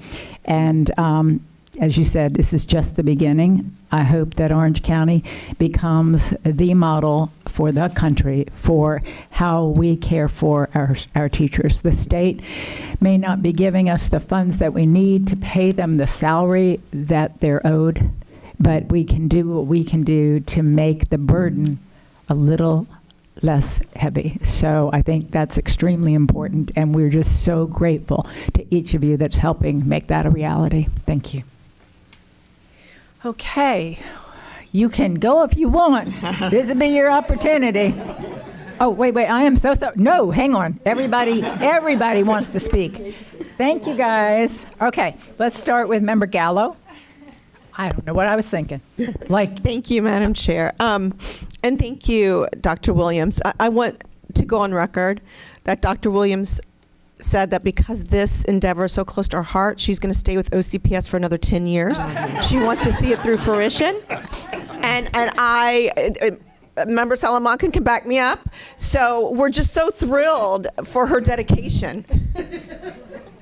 In all seriousness, I want to say that this is truly a collaboration and a team effort, because not $1 from OCPS was spent on any of this housing. At most, we do waive our impact fees so that they could build these houses affordably and offer them up to our staff. And it's a huge difference. I wish we didn't need it for our teachers and staff. I wish the funding was there that we could pay them what they deserve so that they could afford to live, work, and play in Orange County. Unfortunately, that's not where we are, and the average salary that a teacher makes or an educational professional makes just isn't enough to be able to purchase a home or even rent in the economy that we're currently in. So this is so important to our community. It's a game changer. What it's going to do to help us retain, to help us provide houses that people feel secure in and they feel safe in and they feel valued is just so important. And so I'm so thankful for everybody that's doing this endeavor. I'm excited to see what we do with Catalina.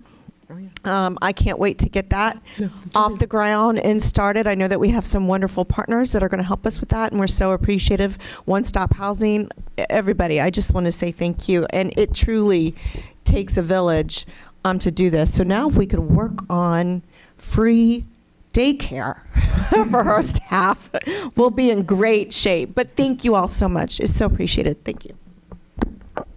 All right, Member Vanos. Yes, thank you. First of all, thank you so much to the group that has worked so hard on this. And of course, thank you to Dr. Williams, who I always say is my real boss. Anytime I get a text from her, I'm like, oh, hold on. So thank you. You really are responsible for building this coalition. Nothing gets done when we, are working in our own silo, but you really have built a coalition, and that's what has enabled this to be successful. So, and I know that all of the partners have also provided those connections and provided those relationships and worked hard to do that. So thank you so much. And I echo a lot of what Member Gallo said. It's unfortunate that we have to provide housing for our educators. And please know that though we will work to provide more housing for educators wherever we can make this work, it doesn't mean that we are going to stop fighting for more funding and to ensure that we can pay our teachers better. We can do both. We can help provide more affordable housing and work for to advocate for more funding for our educators. And again, I just want to say how important this is and how much we value our workforce. And it's for young employees. I know there's some interns who are being able to take part in this. There are some of our employees who are just going through a transitional time, and they need this to help them kind of turn things around to get back on their feet. And also just really, really appreciate the work that's been done. So thank you. Thank you. Thank you. Member Ferrand. Just wanted to say thank you like everyone else, but thank you for your leadership and really taking charge. And, I think something like this really does show our employees that we care and we're going to try everything that we can. Sometimes things are not, within our power. We do everything we can with what we have, but if there's stuff we can do to go above and beyond, like what you've done, really the amount of work I've seen you do over the last year to really make this dream come to life. I just applaud you and just publicly want to thank you for what you've done. And I think it's going to be an incredible blessing to our employees and community. So thank you again, Dr. Williams. Member Felder.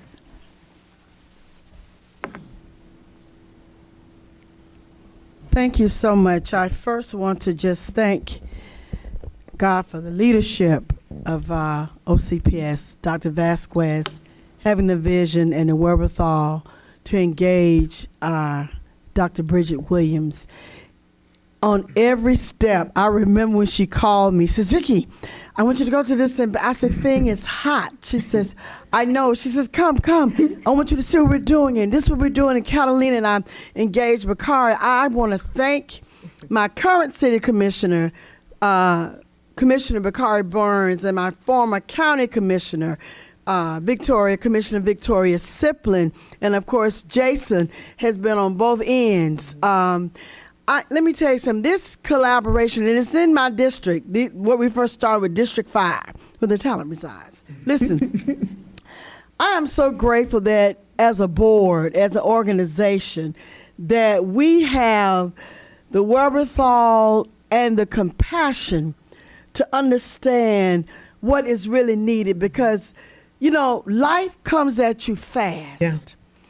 And I used to, when she started talking about it, I'm like, how are we going to provide for housing? How are we going to do this? But it is, it just takes a mustard seed. I'm telling you, and those trees that when mustard seeds grow are huge and give great shade. But I'm so proud of what we're doing, and I just believe that we, as board member Gallo said, this is a game changer. Let me tell you something. People are going to take notice. The city, the state, and other districts are going to take notice, and we have provided an excellent template for others to follow. And I'm so grateful for the collaboration, with Victoria and Bakari, with the city and the county, and just things that Victoria's moved from the county commission to real estate. And this is such a blessing, because people need to feel valued. Doesn't matter where you are, who you are, you need to have some sense of value. And I don't know any other board, school district that does this. I don't. And Florida is, if not one of the most expensive places to live. But everybody wants to come because it is the sunshine. So, but it's expensive. So I thank you. Thank you so much. And our recipients, you're going to have a blessed and wonderful time in your new place, in your new home. I heard you say you just look forward to peace. Baby, you're going to have some peace. Yeah. So thank you so much. Thank you. Thank you, Member Felder. Member Salamanca. Thank you. Dr. Williams, I was telling Dr. Vasquez over here, we should have you present more often. You do that, I'm sold. Yes, I accept. I'm just kidding. This board has been very, very supportive, but two things come to mind. One was, and you know this, my parents were custodial workers when I was growing up for all my K through 12 life, and I remember, this is obviously in the 90s, I remember exactly that we paid $712 for rent for a one-bedroom apartment that we shared. And back then, it felt like that was so much money. And today, it's like the kind of rent prices that are out there it's just crazy to think that with the salary my parents would have made back then, we just couldn't do what we did today, because just the standards of living, the pricing, everything is up. And I can imagine that if, my family was in those conditions today, different time, but similar place, that we wouldn't have been able to afford a place to live in. And the work that you're doing is going to make a huge difference for families that, like they said, need transition time or just support, who do great work and love what they do and do it with dignity and with grace. But it's just never going to be enough to pay these folks what it takes to live in a city like this. The second thing, and I remember this when we went up to New York, to the Harlem Zone. Obviously, the Harlem Zone, one of the most successful educational projects that took 10, 15 years to see the results of what it was to have this community neighborhood support and improve the schools and the outcomes up to 100% of graduation rates for these students after 10, 15 years, right? And I remember one of the questions I asked was, what do you wish you knew 10, 15 years ago that you didn't, and you think you made a mistake? And they answered housing, right? Because when you improve a community, when you educate a community, when you make a community a place that people want to live at, that means that, you have people with high paying jobs, with careers that are making a lot of money. And success in a community sometimes means that things become unaffordable. And the more successful we are at doing the jobs we do, whether it's education or community building here in Orlando, and making this place a place people want to be at, the harder it is going to be to afford this. And, this happens in other big cities that we all know. And so I am so grateful that we have your leadership and your foresight, you and Dr. Vasquez and the leadership team, to do what is hard work, to thinking ahead, not just a few years, but decades of what really will move the needle to make this a place people want to live in, but also can live in, knowing that we don't have a lot of control of how much money we're ever going to get to pay folks to keep up with the standard of living. And so thank you for your leadership, for your vision, for the grace that you do it with, and for all the people that you brought together to appreciate. It's hard, it's hard to have a vision, but it's much harder to really execute it, and that is what is beautiful about your leadership style. So thank you for your work. We're so lucky to have you. And I was there when Member Gallo was told that you were staying for another 10 years, and I was shocked, I don't remember but that I was conversation. so excited. I don't remember. Conversation. No, I didn't say that. I'm So going thank to you record. for I that did not say commitment, that. too.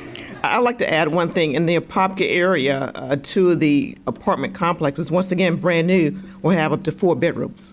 So, for families. The goal, once again, this is just the beginning.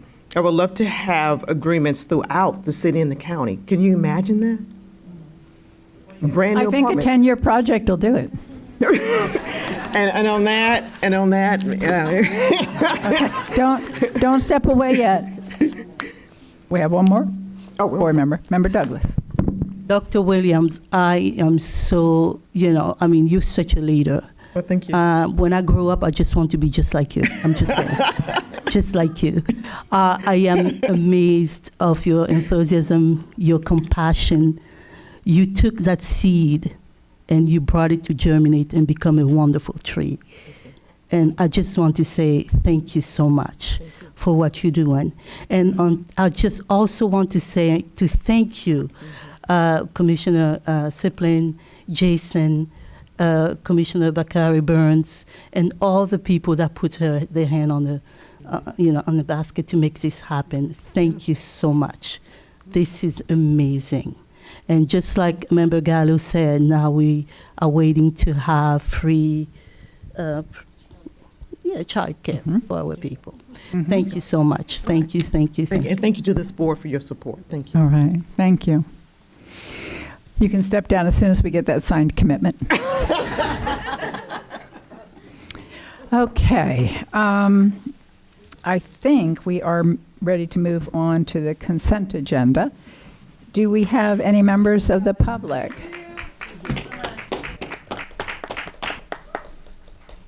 Do we have any members of the public? Mr. Pomeranian? No. Okay. No members of the public. If there's not any discussion from board members, I'll entertain a motion to approve the consent agenda. Moved by the Vice Chair, seconded by Member Salamanca. All in favor, please say aye. Aye. Opposed? Motion carries unanimously.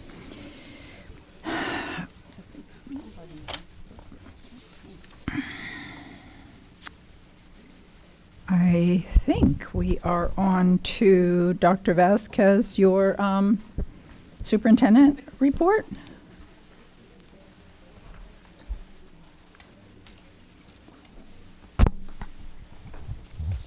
Did I miss something? Was it? Hold on. It Give me would a not second. be unusual. I'm on the wrong agenda. Yeah, no, you're good. Sorry, my bad. You're on the wrong He's agenda? had a stressful day. Oh, I'm so glad. I was afraid you were telling me I'm on the wrong agenda. But then I would have been able to say, well, that explains it. Okay. Dr. Vasquez? Yeah, thank you, Madam Chair. First and foremost, I want to say thank you to you, Chair Jacobs, and the board for such an incredible event yesterday for the State of the Schools. An opportunity for us to truly share what an amazing place Orange County Public Schools is and the value of public education. And so it was great to be able to share all of those great things. For those of you that are watching and may not have been able to attend, you can watch that on our YouTube channel and hear about the amazing things here at OCPS. Before you move off of that, are you just, if I could, I didn't get a chance to, but I wanted to thank Scott, Jason, Lauren, their whole team, the AVI group. I don't remember the lady's name who worked the teleprompter, but like she's golden. Not that everybody back there hasn't been, but it's just, you know what it's like. It's like, oh boy, is that thing going to keep up? Anyway, that team did a phenomenal job. And so I just wanted to acknowledge and appreciate and Chris them as well. Davis, the principal at Innovation, for hosting. It's such a beautiful site. It was great. We are, in the midst of summer planning, and many folks think, school's out and that things slow down, but they do not slow down. We are working, although we do not have a budget from the state, we are still working on that, and we'll have more information to provide to our board regarding where we believe we're going to be. As we have had numerous conversations, salaries for employees is a top priority. I had the opportunity last week to be part of Commissioner Diaz's summit down in Miami, and the State Board of Education also met on that same day. We have shared the link to the meeting that took place, and I want to bring to the attention of the board the section of the State Board meeting where Hillsborough County Superintendent was asked to come before the board and speak to several books that the State Board believed contain pornography and should not be on the shelves. As a result of that, many of us asked for the list from the superintendent so that we could cross-reference.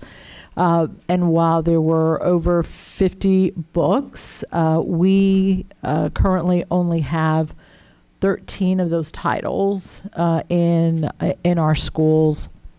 Some of them are under challenge. Some of them have had a request for consideration, but the person that has asked for that has not followed through.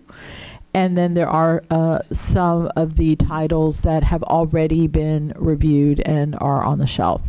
Our policy addresses how we deal with book challenges as part of our formal process, but it does not deal with the current situation where the state board has stated that these books contain pornography. And so I am respectfully asking the board that you allow me as superintendent to temporarily remove the books from the shelves. It's summer, so we don't have a lot of students that are in our schools. Actually, it's only the students in summer school.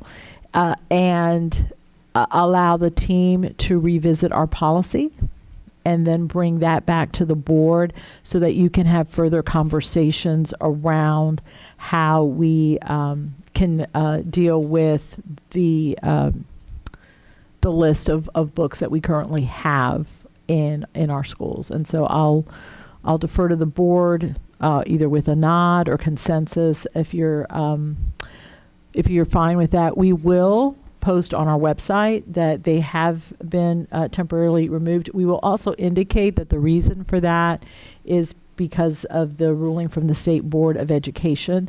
And then our staff will review it quickly and bring it back to the board, hopefully no later than the end of this month. But, and Tashana's looking at me like, please don't say that. But we do need to address it very quickly. But if not, we will look to bring it to the board in July so that we have revisions to that policy by the time the school year starts. So Madam Chair, I defer to you to reach consensus. Absolutely.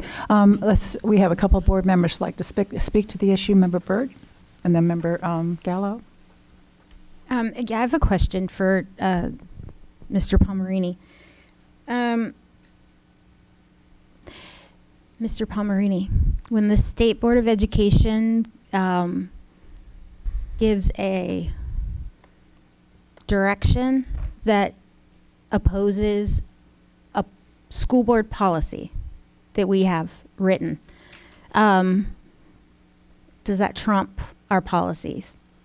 So this, excuse me, the State Board of Education under Article 9, Section 2 of the Florida Constitution has supervision over the schools, the system of free public education in the state. So there's a case, School Board of Palm Beach County versus Florida Charter Education Foundation. Let me read the language.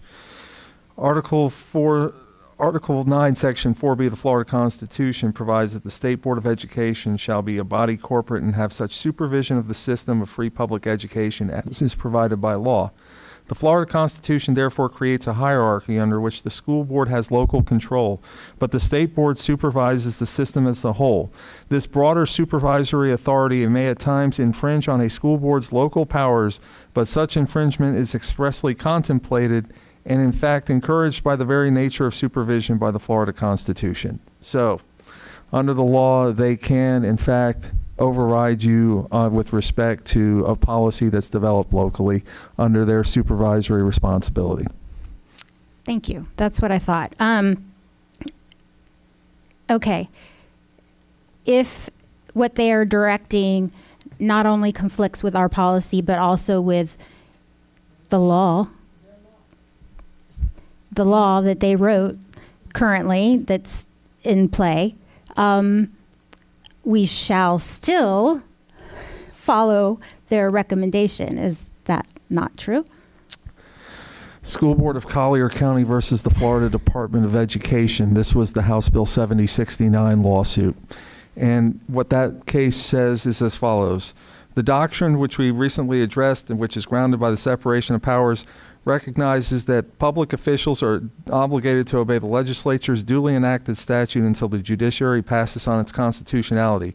It is for this reason that a public official's disagreement with a constitution or statutory duty and the means by which it's to be carried out does not create a justiciable controversy or provide occasion to give an advisory opinion. You have to presume whatever the legislature has passed along with what the state board has done is constitutional. Okay. Dr. Vasquez, my recommendation would be to not put on our staff to have to review more of these books because, and this is, I think there's already been so much time, so much money wasted on this issue, which I still am in 100% agreement that this is not a serious issue. This is a non-issue that was made an issue because it's political. So when you look at our circulation rates, I'm sorry, but more than half of our high schools, more than half of their books are never even circulated. So Kids are not this is not the danger. This is the danger for our kids. If no one is reading the book, by the way, The Anxious Generation, you really need to read it. If you really want to know what's harming our children, it's the phones that every single one of them are carrying around with them all day long and what they can access on that phone, which, by the way, the public libraries allow children to check out online books to read on the library for free. So every single book that we're all concerned about them reading off their school shelves, that they're not checking out, by the way, they can check them out on their books, on their phones, and read them there.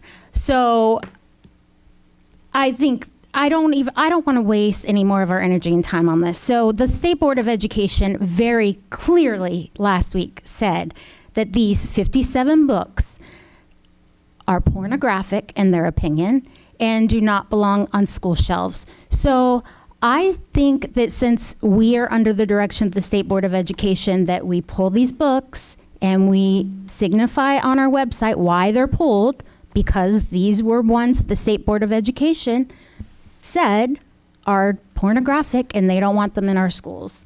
And then that's it. Be done with it. And if they want more books pulled off our shelves, they can continue to tell us that, because I don't think that we need to be spending another dime, another minute of staff time on this issue. We have got bigger things to worry about, and I'm tired of it. I'm tired of talking about it. Thank you. Thank you, Vice Chair. Member Gallo. Thank you, Madam Chair.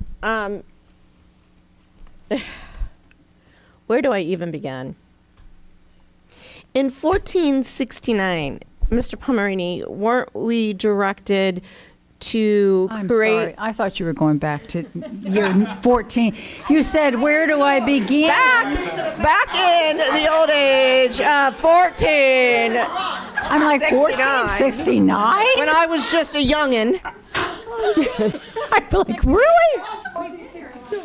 Whoa. This is going to be a very long 92. conversation. It was 1467. Oh, 1467. I'm sorry. I got it wrong. I wasn't the only one. Okay. Whew. Okay. In House that bill? piece of legislation, weren't we required to create a policy and a review process to review books that are contested? Was that not part of the law? Yes, it absolutely was. So by the Florida Board of Education dictating that these books be removed, aren't they violating that law because we're not following our process and our policy?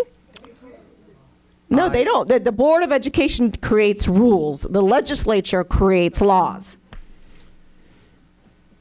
So there's the philosophical answer, and then there's the boots on the ground answer. So the State Board of Education is not supposed to contravene by their actions what a state statute says. And so the state statute says we're supposed to have a process by which we judge these books. And one of the things that they do is, what is the local community standards? Because what the community standard in Orange County is going to be different than the community standard in Hendry County versus Escambia County, et cetera, right? But at the end of the day, the state does have supervisory authority to come in and say, we think these books in our judgment are pornographic. Now, I've talked with a bunch of you, and I just want to be clear. You received a memorandum from me on the previous 2 book challenges that we have. I don't view them to be pornographic as the law defines it. However, the state has made that determination. The state has said, we think these books clearly are pornographic, and we think that they should be removed from the shelves. And, especially at the end of it, where the commissioner referenced the newly created Office of Parental Rights and the Attorney General potentially prosecuting board members and or media specialists criminally for leaving these books on the shelves, right? That made me very, very concerned as your lawyer to say, while I disagree with their determination that these books are pornographic as the law defines it, the fact that they have given that direction, I think it would be perilous for this board to allow these books to remain on the shelves. I think it would most certainly result in the superintendent being asked to come to a State Board of Education meeting to answer as to why, when we gave this clear direction in our last meeting, you have allowed these books to remain on the shelves. I think they will give her direction to remove it, and I think that they will refer any board member who directs her to keep the books on the shelves to the Office of the Attorney General. Now, I want to make something very clear with respect to that. The Office of Attorney General of the state of Florida generally does not have prosecutorial power in an individual judicial circuit. Like, they can't come in and take over the state attorney's role of law enforcement within the Ninth Judicial Circuit. But they do have an Office of Statewide Prosecutor. So they can say, there is a statewide issue with respect to this, and they can authorize prosecutors to conduct enforcement actions in multiple jurisdictions throughout the state. So that is something that they have the authority to do. They haven't done it yet, but I suspect that they would invoke that right to do it. So I agree with you in theory that the State Board of Education is required to comply with law, and they can't enact actions that conflict with the law. But the issue is they do have the supervisory authority. Honestly, I don't see any court overturning their exercise of their supervisory authority here. I don't think you all have the ability to sue in court under that case I just read from. So I think at the end of the day, if we do anything other than remove these books, we are going to put this board in legal jeopardy. And of course, you all know me. I zealously protect you all from any sort of legal jeopardy. I can't recommend that you keep them on in light of what we saw last week. Thank you, Mr. Pomeraney. And it was 1069. So sorry. Oh, well. I just want to correct that We're was definitely House not Bill going that far 1069 that passed. So I watched the video of the Board of Education, and I have to say publicly how disappointed I was in the line of questionings that they were asking and the way that they treated the superintendent from Hillsborough County. One board member suggested removing all media specialists and start over with ones that could read. I find that incredibly offensive. Our media specialists are certified, they work hard, and they don't deserve that kind of treatment or disrespect from anybody on the State Board of Education. I just find that disgusting. I do believe that they're overreaching. I believe that they're usurping our ability of local control and for us to truly represent our communities. I also think there's an infringement of the First Amendment rights to free speech. So I'm very disturbed by what's happening right now. It's a very slippery slope. But when we decide we don't like something as humans, and then we don't let it go through the proper processes that's dictated by our democracy, then we're violating everybody's rights. And what they're doing right now feels like they're violating everyone's rights, even the ones that agree with what they're doing and asking us to remove the books. Because today it's books, tomorrow it could be something else. They could be, it's just an overreach, and it's sidelining due process. And whenever we do that, it makes me very uncomfortable and very nervous. And the law stated that we need to review and have a policy. So I'm wondering if we'll be violating the law by not having a review policy to remove these books. But we do need to be transparent in whatever decision is made. We've been on the wrong side of the Department of Education before because our community demanded it and we didn't follow along with the requirement from the Department of Education and our governor. And it didn't just affect us. It didn't just affect the board members, some who are no longer sitting up here, but it affected our whole district staff and team. The retaliation that came down from the Department of Education towards Orange County Public Schools and all the others that they called the Dirty Dozen not only hurt our district staff with the time and the work that it created for them, but it also harmed our children because we were taking precious time and resources away from what should be on them. What we're here to do is educate kids and ensure that they have a high quality education, and it took away from our good work doing that. So I'm fine with I'm not fine. I am not fine. But I understand that we have not been given a choice. We will not be allowed to give these books due process, and we're going to have to remove them. I do agree with Member Byrd that there's been way too much time, way too much money spent on something that very few people are reading, and really at the heart of what's happening to our children really is the internet and our phones and their access to material that they can access anywhere outside of a book. And most of these books that we've upheld because of the literary content and because people need to see themselves in the book. They need to see that other people are just like them if they feel different. And it's just such a slippery slope, and I'm not certain how we got here. I'm not certain how we get out of it. None of us up here want pornography in schools. Let me be very clear. None of us do. But I believe that the majority of us do want due process. And a good policy that we took a long time to create has that. So I'm very disappointed. But I will confer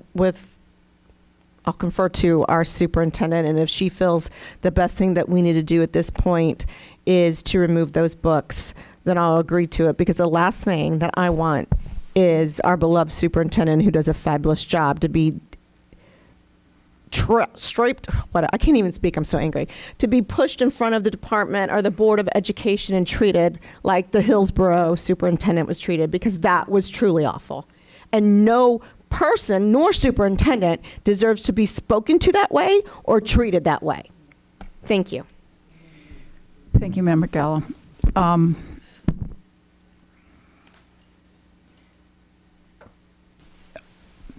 I know, boy, this is a really emotional issue, and while 99% of the time I think I share the majority of the board's opinions and positions, and I agree with you wholeheartedly on the issue of overreach, due process. I agree with all of that. I think that there's a great deal of inconsistency between the direction that we've received, and that you're supposed to look at the entirety of the book, and at the same time, and which I frankly don't, you know how I feel about that. I don't support that. As a parent, if you have one chapter in the book and I find that it is inappropriate for my kids, I don't say, well, let's go ahead and read the whole thing. That's not, but I have huge problems with the way that the state's handled it.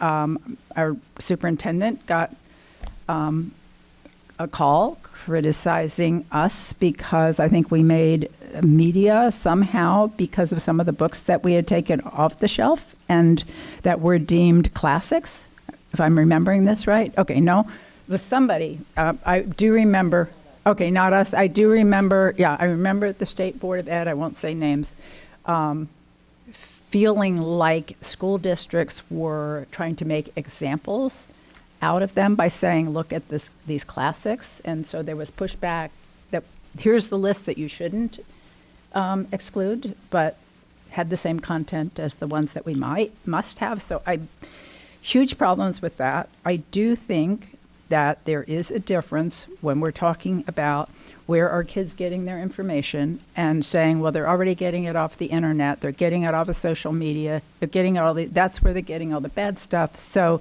really don't need to worry about what we're putting in the library because they're getting it anywhere. I feel that when you are talking about the responsibility that we have to our students and the use of taxpayer dollars to provide content that the community considers to be inappropriate.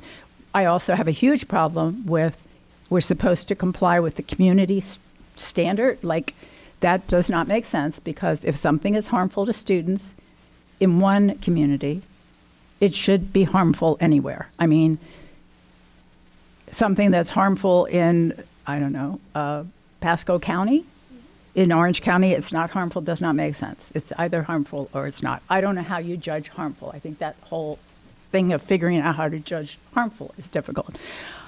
My standard of pornography, I have read some of our books, and I think that's pornography. I mean, I don't know, whoever it was, whatever judge says, when you know it, you see it, or when you see it, you know it.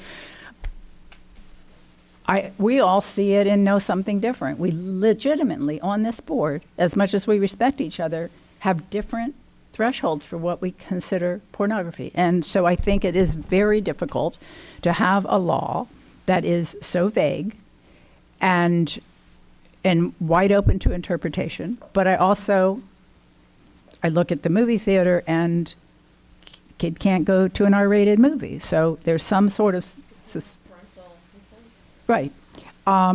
Yes, you can get a library book, but along with that library book, if you're a minor, the parent also has access to knowing exactly what you're reading. And in our public schools right now, that's not the case. That could be a part of the case. I mean, the fact that very few of our kids are reading books still doesn't set with me that then it doesn't matter what's in those books.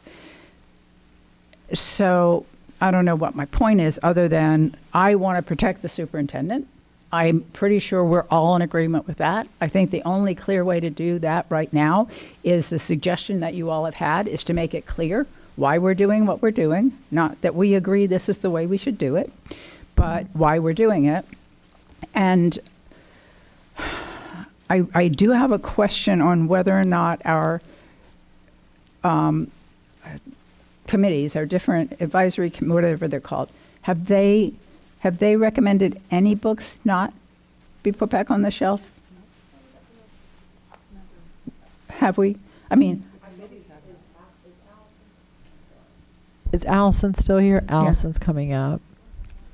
yeah. Oh gosh, I know she's. Oh my gosh, I know. She's the I don't know how expert. you're smiling. The only choice, right?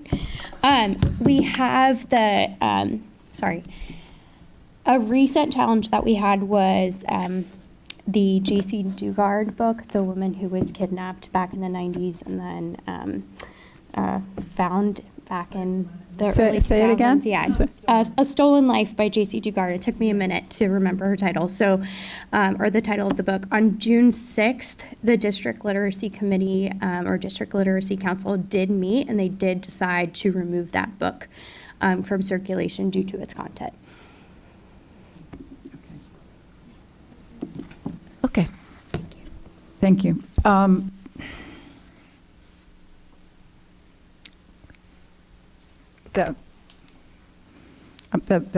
That's all I've got. We've got most of the board members want to speak. So far, we have 3. I think, member Vanos, did you speak yet? I don't remember. Okay, so we have 3 of us that are fully in agreement that you need to do what you just suggested, and we need to explain it. Yeah. So, with that, let me call on Member Vanos. Dr. Yeah, I'm Vasquez, sorry. May I follow-up just question? I just need to clarify.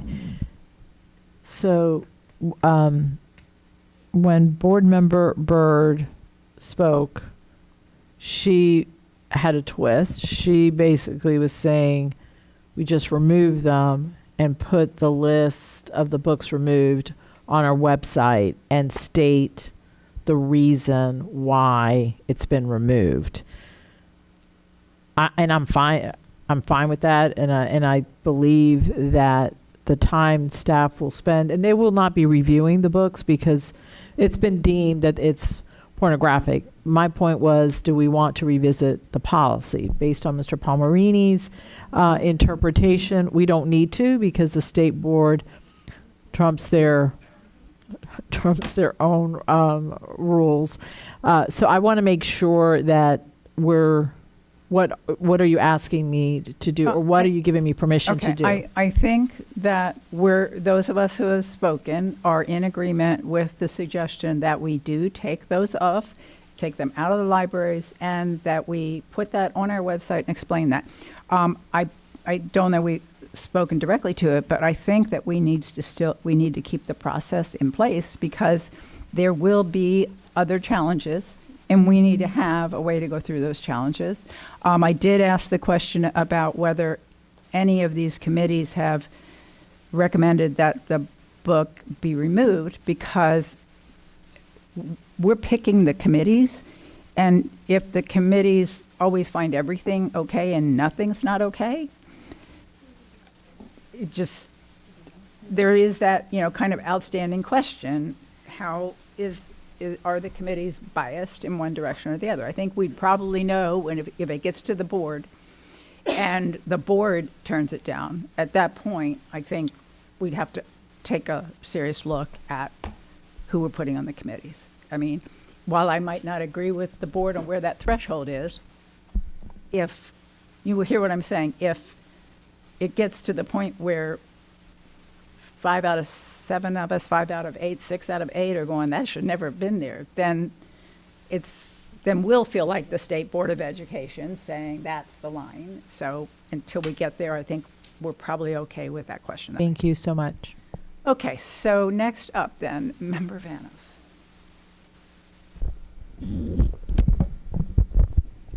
Thank you, Madam Chair. I don't even know where to start. I guess I'll just start by saying that watching that Board of Education meeting was disgusting. It was disturbing. The way that these board members called out our media specialists, saying they couldn't read, saying they didn't have a shred of decency. The way that the members said things like, why do we need a process? Because if we use the process, the books might end up back on the shelves. That's the point of a process as you go through it. So basically what they're saying is they don't like the outcome, and so they just want to dictate and tell us what to do. I don't think they have authority to do that. I think that we have followed the law from top to bottom. We have followed HB 1467. We have followed HB 1069. We have followed Florida Statute 1006.28. I don't think I think we are in compliance with the law, and I have real concerns about responding to the threats from this Board of Education, just because they said so. And, I'll ask the question, have we been asked to remove these books? So if the question is if we have received a letter, we have not. But from the conversations and what was stated at the State Board of Education and having conversations with other superintendents, yes. The books have been deemed to have pornography. They have stated that. They've made it clear that they want them removed. And I interpret it to mean it has pornography, it violates the law, they have to be removed. Thank you for that clarification. I think what we see here again and again is we have this overreach of the law, which I think we all agree has happened. Most of us agree has happened. And then we have people come up and say, that they fear retaliation, they fear the funding will be pulled, they fear the students will be hurt, that we won't get the grants that we need. And it scares people into compliance. And, just like, the cycle is going to continue because we are never going to be obedient enough. We are never going to be good enough. We are never going to be compliant enough. And the goalpost is just going to keep changing in the hopes that we get some money. And I'm really struggling to What's the point if we're going to have 7 people, tell us what pornography is? And by the way, the criminal prosecution they threaten it's not consistent with the law, right? I mean, statute 847.12, and this goes to what is harmful to minors. It defines, in chapter 847, it defines what is harmful to minors. And in order for a book to be harmful to minors, it has to, 1, predominantly appeal to a prurient, shameful, or morbid interest. 2, be patently offensive to prevailing standards in the adult community as a whole with respect to a suitable material and conduct for minors. And 3, taken as a whole, is without serious literary, artistic, political, or scientific value for minors. That requires us to look at the piece as a whole. This is in the law that the legislators passed, and we are following the law in our process. And so I'm struggling with this. We are in compliance. We are following the law. I feel like the Board of Education is not following the law. Don't they have an obligation to follow the state law? I don't know. Do they? Do they take an oath? They do, and they are obliged to follow state law. The issue, the heartburn that I got from the House Bill 7069 case that we were all involved in, because it was us and I think 7 or 8 other districts that challenged numerous provisions of House Bill 7069 back when it was passed, saying it unconstitutionally usurped the right of school districts to control, operate, and supervise public schools under the Constitution, which we have. And the court said, those are not justiciable questions. We can't make a decision on that, and you public officials don't have standing to bring these cases. You're to presume everything that's passed by the legislature and actions of the state board are constitutional, and you can't challenge it. So my heartburn always was, well, if we don't have the standing to say that our right to control, operate, and supervise local schools, if we don't have the standing to bring that claim, who does? And does that render the constitutional right basically null and void for us to control, operate, and supervise? But that's what the courts have done. They even said that we have to presume the law is constitutional. We have to follow it until they rule it's unconstitutional from a challenge from some person who has standing, whoever that would be.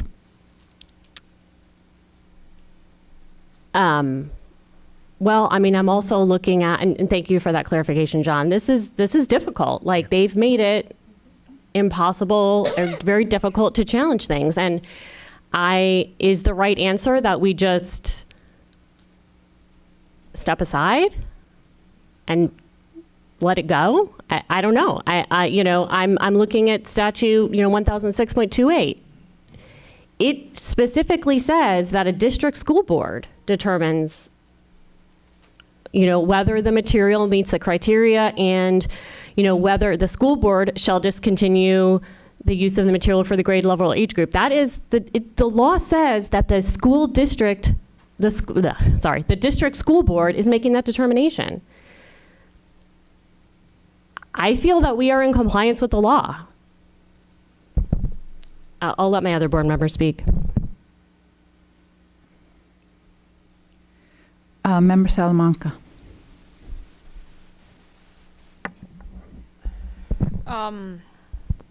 Yeah, I think, I don't know where to start, but I'm just concerned about the First Amendment in this country. I feel like I've been talking about the First Amendment all freaking day, and it just depends on where the coin, you can be on the right or you can be on the left, but everyone's fine with violating everyone's First Amendment nowadays, and it's just concerning. It just depends how you feel about it.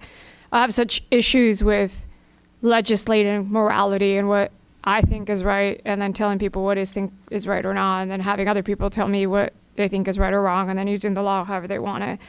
I don't want to spend more time on books. I really just don't, and not because I'm rolling over and being okay with losing my power as an elected member. Orlando and my district votes differently than the rest of the state, and I truly believe I represent the people that voted for me.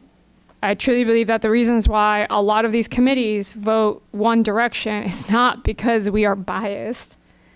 That's how people believe.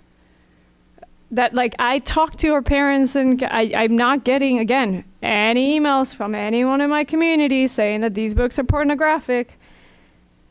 I'm an elected representative. That's the way democracy works. Just because we don't agree with what other people's values are doesn't mean you get to then override and legislate your morality on other people.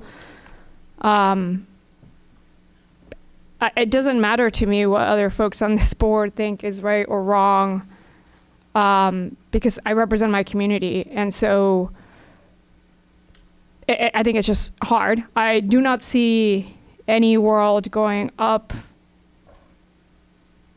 the judicial branch, at the state level, the administrative level, where we are ever going to be taken as the right side of this. I don't see a winning way. I don't see us appealing to any body of government, of legislation, of administrative, where we would win this battle in any way, shape, or form. And so I'm not rolling over and being like, of course, take my elected power away. I just don't. I think we have so much bigger issues and such bigger fights that I just don't want to spend more staff time on this. I don't want to spend any more hours on this. If they said that these 50 books are pornographic, and they decide the definition, they decide what to enforce, they decide the courts, they elect the court members all the way up to the, what is it? Is it 11th? It's 11th, right? 11th district. So I can speak out on behalf of those that elected me. I don't think that our literacy committees are biased. I don't think we're stacking them. I believe Orlando voters genuinely do not think that there is pornographic content in our libraries. I do not think this is a top issue for them. It doesn't come up when I go talk to them. I don't want to waste time. And I just don't want to impose my morality on anyone else. And so I'm good with removing the books. I also don't think there is a need to revisit the policy, because I'm sure that the policy is going to keep moving around, and I think that a process is good to have. It's scary to see us bypass a process. It's scary for us to not be able to do anything about it. But I also don't think I see any benefit, whether it's time, staff, or resources. Everything has a trade-off. And whether the trade-off is who sits in these seats, who our superintendent is, where our staff time goes, where our dollars and budget goes, there's a trade-off. You just don't get both. So I'm making the trade-off that I don't want to spend any more time on books. So I'm okay with taking the recommendation of taking the books off. I don't think we need to spend more time on the policy. I think the policy follows the law. As we all know, that the policy follows the law. Just because we don't like the outcomes does not mean that the policy or the process is biased. I don't have any reason to believe that the policy is biased. There are times when the books have been rejected. There are times when the books have been limited to just 11th and 12th grade. So I'm good. I think we've done a fair, good effort on policy. I think this board has spent a lot of time, have been very thoughtful about this policy. And so if it's pornographic according to them, and things swing in this country, and when things swing the other direction and we decide on some other side what we get to impose, there'll be ways to bypass the system, and that's a problem in itself. The fact that you're just creating precedent to bypass processes, community voices, local power, First Amendment rights, just because a couple of folks decide that our media specialists don't know how to read and don't have the right education to make these decisions. So it's disturbing, it is worrisome, but ultimately I have trade-offs to make as an elected official. I don't have endless amount of time. So, and I really want our superintendent and staff to be focused on bigger fish to fry. Thank you, Member Salamanca. Member Felder. Thank you, Chair. I, too, watched the video, and found it quite disturbing. I definitely would not want our superintendent to be subjected to the kind of questioning that occurred with the Hillsborough County Superintendent. And I'm confused, even though John has explained about the policy and the process and what legislative laws have been set, and then they don't want us to follow this whole idea of process. That's confusing to me, because when we don't align our policy with laws, and we get strong criticism and reprimand, and sometimes we could get removed from if we decide to not do that. But here, the dichotomy is just phenomenal. It's amazing, the fact that this is what we're dealing with. My concern, when I see what is happening as a child of the 60s who was born in the 50s and lived, and I will check that frame of reference, lived in segregation when there was a strict power and consequences if you did not follow, whether the law was humane or not, but it was still the law. It reminds me of having freedoms snatched, and we, the greatest form of equity is in public education. That is where you have it, and I share the sentiments of board members that have spoken, especially the fact with Member Byrd talked about, in Salamanca and Salamanca. There you go. Salamanca and Gallo talked about we don't need to revisit this thing. If we need to just do, no process, because that's what they say not to do, but I just need to let you know that it's going to be confusing to members of our constituency when we go to try to explain, because I'm going to talk to them and share with them, because this is what they put me in this seat for, to advocate. And I need to make sure that that's why I was writing down the statutes and in the House bills, that because I don't think the majority of the members of our constituency, I don't think they really understand what's really happening and what's really going on. And society looks to us as educators because we set the perimeter. We set it. People move in the cities based on communities. Communities develop based on the schools where they want their children to go. So we're in charge of this precedence that's being set. I am going to do my level best to share with the people who put me in this seat what we are working with. And I'm going to encourage people to exercise their right to vote, to exercise their right to want to see and participate in this beautiful thing we call democracy, to really see how it works and how it's supposed to work. I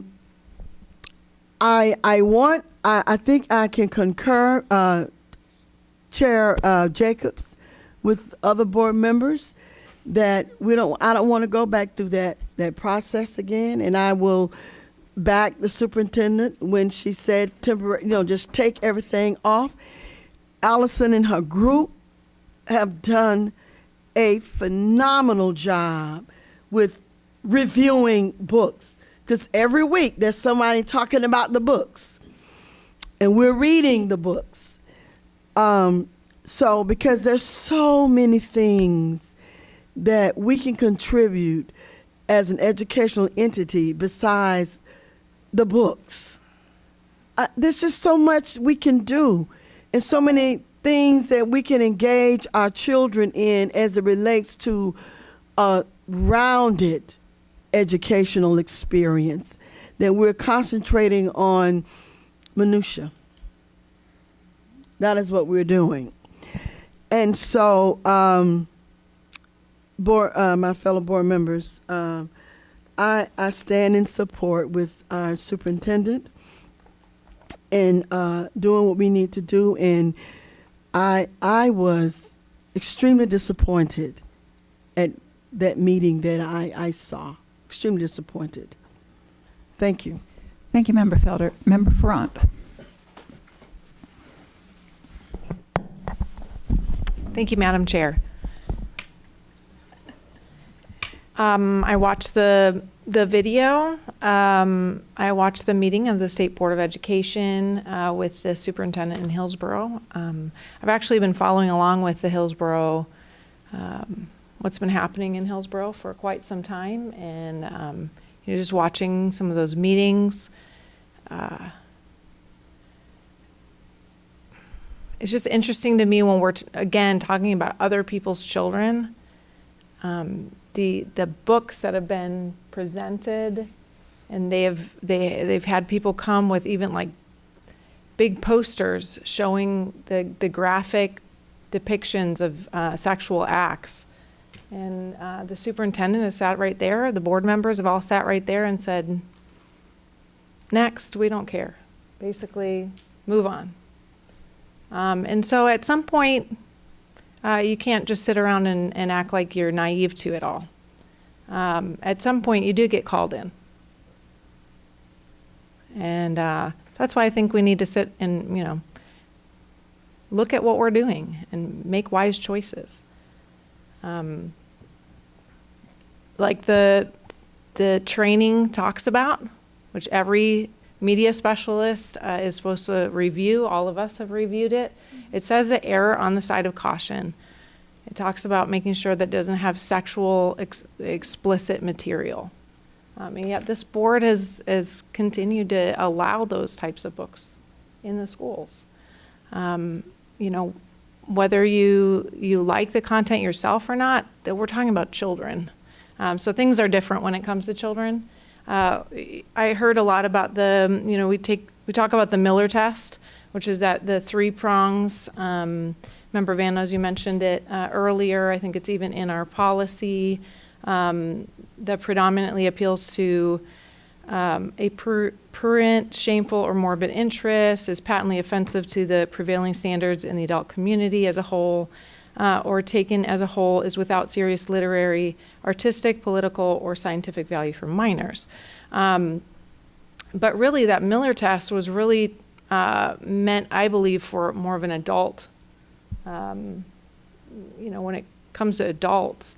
Even in the Ginsburg versus New York case, the court rejected Ginsburg argument that New York had deprived minors of their liberty. And the court found that it was well within the state's power to protect minors, and that just because the material is not classified as obscene to adults, it may still be regulated with minors. As a school board member, I too was elected, and I believe to protect children and make sure that they have material that is good for their education, that coincides with the things that we're teaching and gives them, brings new insight to them, but to expose them to material that, several have said that, kids have access to their phones. So as a school board, we don't purchase phones for our children, correct? That's something that parents do. So that is on the parent to regulate what your child is allowed to look at on their phone. Some parents have apps on their phone that make sure that kids can't, Covenant Eyes or different apps that might be on their phone to make sure their kid can't access different materials. Some parents might just go in and make sure that there's, screen time, or they can't have their phone in their room with them at night. And some parents allow it for, whenever they want. That's on the parent. The parent purchases this. So to compare what we're offering children in the library to what a parent provides at home, I think is 2 different things. I also heard, again, that the public library offers any book free online. So the parent can go with the child, get a library card, and that's on the parent. But with taxpayer money, we should not be purchasing material that discusses explicit sexual content. And that is what is in these books. And so from the very beginning, when I stood down here as a parent, and then from being on the board, I have advocated for removing sexually explicit content from libraries. Not books that share different viewpoints or whatnot, but if it has explicit sexual content, it just shouldn't be in a public school, period, for access for minors. And we all, I get it. I'm like the pretty much only one here that will continually stand strong on that stance. But I think we need to err on the side of caution. We're here to protect and put up firewalls. We have to curate the content and make sure that what's in our schools is acceptable and not harming children. So I think removing the books, and if Tashanda's team would like to just look through them and even just see like, okay, well, what was it that made this inappropriate? Okay, well, it has these scenes. Did we have, if they're, then the media specialists throughout the district might be able to know, like, okay, well, this is more the standard that we're looking at. Then they can, use that as they're curating their content in their classrooms. But I agree. I think we need to get these books out of our school. We can continue to. Again, I've shared booklooks.org, which now you can find through Rated Books. I believe it's .com. I'll send that link over to you, Tashanda, and the team, and you guys can look through those if you'd like. But, I mean, those are rated from 5 is the worst, and like the J.C. Dugard book is rated a 5 on that. Those shouldn't be in our schools. So those are, if we're looking for lists, it's easy to find those if you're looking for them. But I'm thankful that the state board has intervened, because I believe as much as, we want to sit here and say that they're stepping on our toes, I think, if we're not following the law, we're not protecting kids, well, somebody needs to come in and say something. I'd like to know exactly how are they not following the law. So when one of you guys come up again, if you could explain to me, what is it in the law that they're not following? It's just a roundabout. But anyways, those are my thoughts. I will continue as a school board member to protect and defend our children and make sure that they are protected in all ways, and just make sure that we're focused on education and providing an excellent education, and just making sure that our schools are an awesome place that people want to come to and aren't leaving to go to private schools where their kids can receive an education where they know they aren't going to be harmed from inappropriate content. All right, thank you, Member Front. Member Gallo.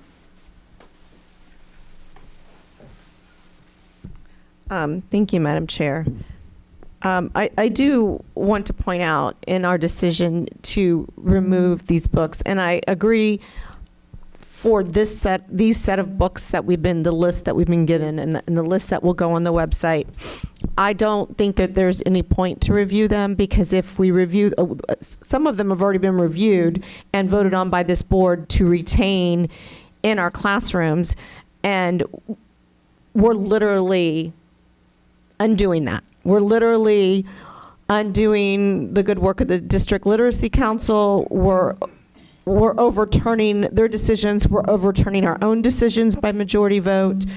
So the public needs to understand that, and what we're discussing tonight and what we're giving consensus to the superintendent to do is to overturn previous decisions. And I'm assuming now that the 2 books that are scheduled to come before us on July 29th, that there will really be no reason for us to read those books. I haven't read either of those books, so I'm not going to speak to the content of what's in those books, although I will say that the District Literacy Council did vote to retain, and we were overturning their ruling. And I do respect the District Literacy Council. It was one of the reasons why I voted to retain the books. I believe that it is a solid group of people that do have the best interests of not only our students, but the content of the literacy in mind. I did read last night at the Telegraph Club. I would argue with anybody to show me where you think that there's pornography in that book. I mean, I read the whole book. And if kissing is pornography, then I guess we all need to go to jail. I don't know. But I just, there was a bill that was circulating this legislative cycle that did kind of do away with the Miller test and provided a more strict guidance on books, and it failed. It didn't make it through the threshold, and it did not make it into law. And then the State Board of Education came up and said, you will do it or else. They didn't even create a rule. Like, they didn't even go.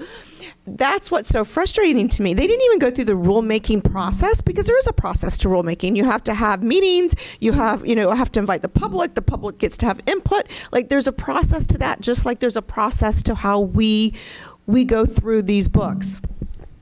And they didn't even follow their own process. They didn't even create a rule. They just says you have 2 weeks to do this, or the Attorney General will threaten legal action.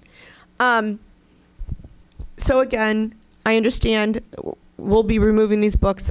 I don't think we need to waste our district staff time on reviewing them, because at the end of the day, if they say, listen, these should retain in our library, we're not going to retain them. Let's just be honest, we're not going to, because the Department of Education and the Board of Education told us we can't. So I am fine with removing these books. I just wanted to make it very clear that we're overturning our own decisions and the decisions by the District Literacy Council. I do not think that we need to revisit our policy. I understand what Member Farrant said about Hillsborough. We are not Hillsborough. In looking at our policy versus theirs, ours is way better. Our process is way better, and we wouldn't allow and have removed some of the books that they kept in their libraries. We said, no, that's not okay for our kids. So we've really, truly tried to follow the law. I would like to say that in moving forward with any other book that is brought to our attention, that we still follow our policy. And then it still goes through the Literacy Council, it still goes through the process, and it will still come to the board if there's a disagreement with what the District Literacy Council has voted on. Because I don't want to just throw out any book that somebody says has pornography in it. I think that it should be reviewed and it should be looked at. But again, with these books, I don't want to waste Mrs. Kibbe's time. She's got a baby. She's tired. She's read a lot of books. And so I'm okay with moving these off onto our website. I do want to be very transparent. I want the community to know why we're doing it. And then moving forward, any other book that has any form of challenge, it goes through the normal process. Thank you. Thank you, Member Gallo. I just want to clarify a couple of things. Member Vanos, I think it was Member Vanos or Member Gallo that read the definition of harmful for students. And I think the word was and. I think it has to be all three, not or. And I think I disagree with their definition, but their definition is the law. And so my position on what I think should be in the library would be inconsistent with the law. Doesn't mean that you have to put a book in just because it doesn't meet that, but when the board is looking at that language and relying on the overall content, that is a legal thing to do. So anyway, I had kind of lost track of those three prongs, and I appreciate you bringing that up. Again, it doesn't change what my opinion is about what I feel like is appropriate to have in our libraries, and we strongly disagree on that. But the other thing I do want to clear up, and Member Salamanca, on the bias, I'll go back and watch what I said, but what I thought I said was not that I believe that we have bias. What I was saying was, if this board took this position and you had a advisory board that was constantly taking a different position and was being picked by then I might say, okay, because we get to pick as opposed to some sort of a random thing, that there is possibility that there would be bias, not that there is bias. So I didn't want you to walk away thinking that I was accusing anybody in particular of being biased, only that it's a possibility. Pardon me? Yeah, of course. And I have to leave. Oh, okay. I have to drive to Tampa, and it's get out storming, of and I've got to here. be there for 8 a.m. And so I didn't want to leave without letting you know absolutely. why that I have to going. leave. But I just want to thank the board for this discussion. We don't always agree, but I appreciate that we're very respectful to one another most of the time. Sometimes we could be. Yeah. And I'm looking at myself. But thank you, No, and I will get see you. going. Thank you. Bye. Definitely. We want you to get there and get safe, okay? Member Gallo, you had the resolution on the federal funding. Oh. So I didn't want her to leave out of here before. Oh, yes, thank you, Mr. Pomerini. So we do have the resolution. I believe everybody received the federal resolution, which is just going over the amount of money that we get federally on Medicaid and some other items.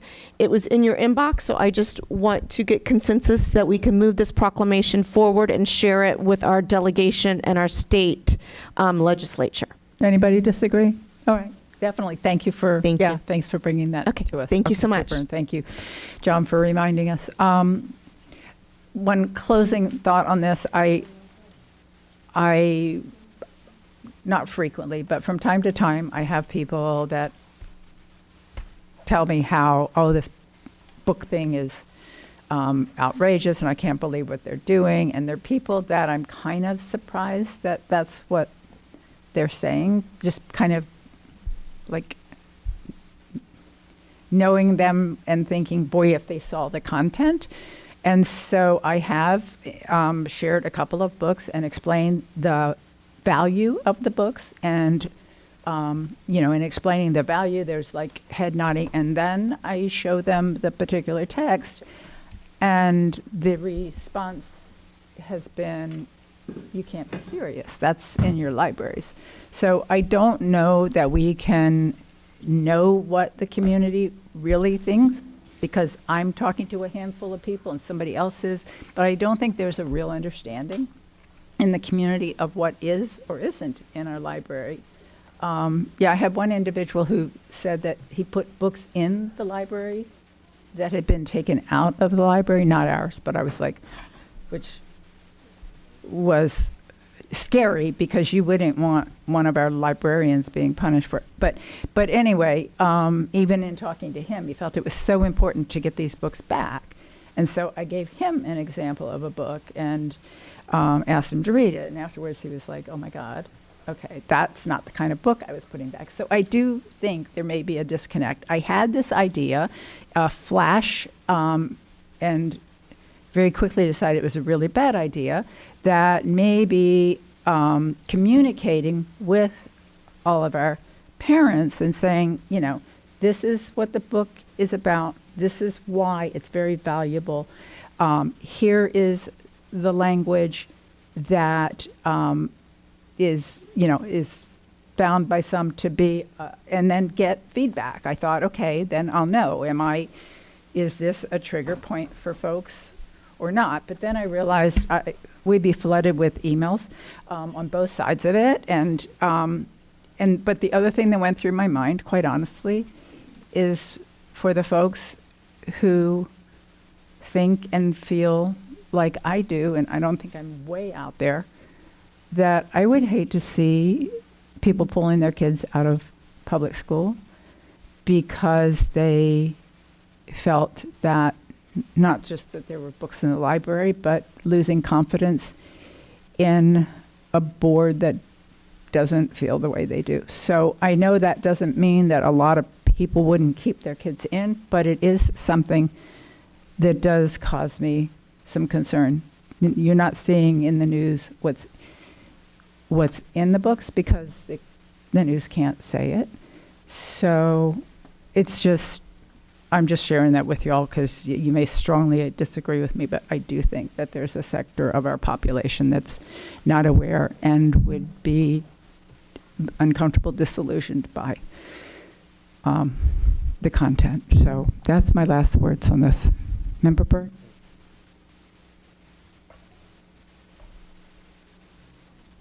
I just wanted to come back to the taxpayer dollars. I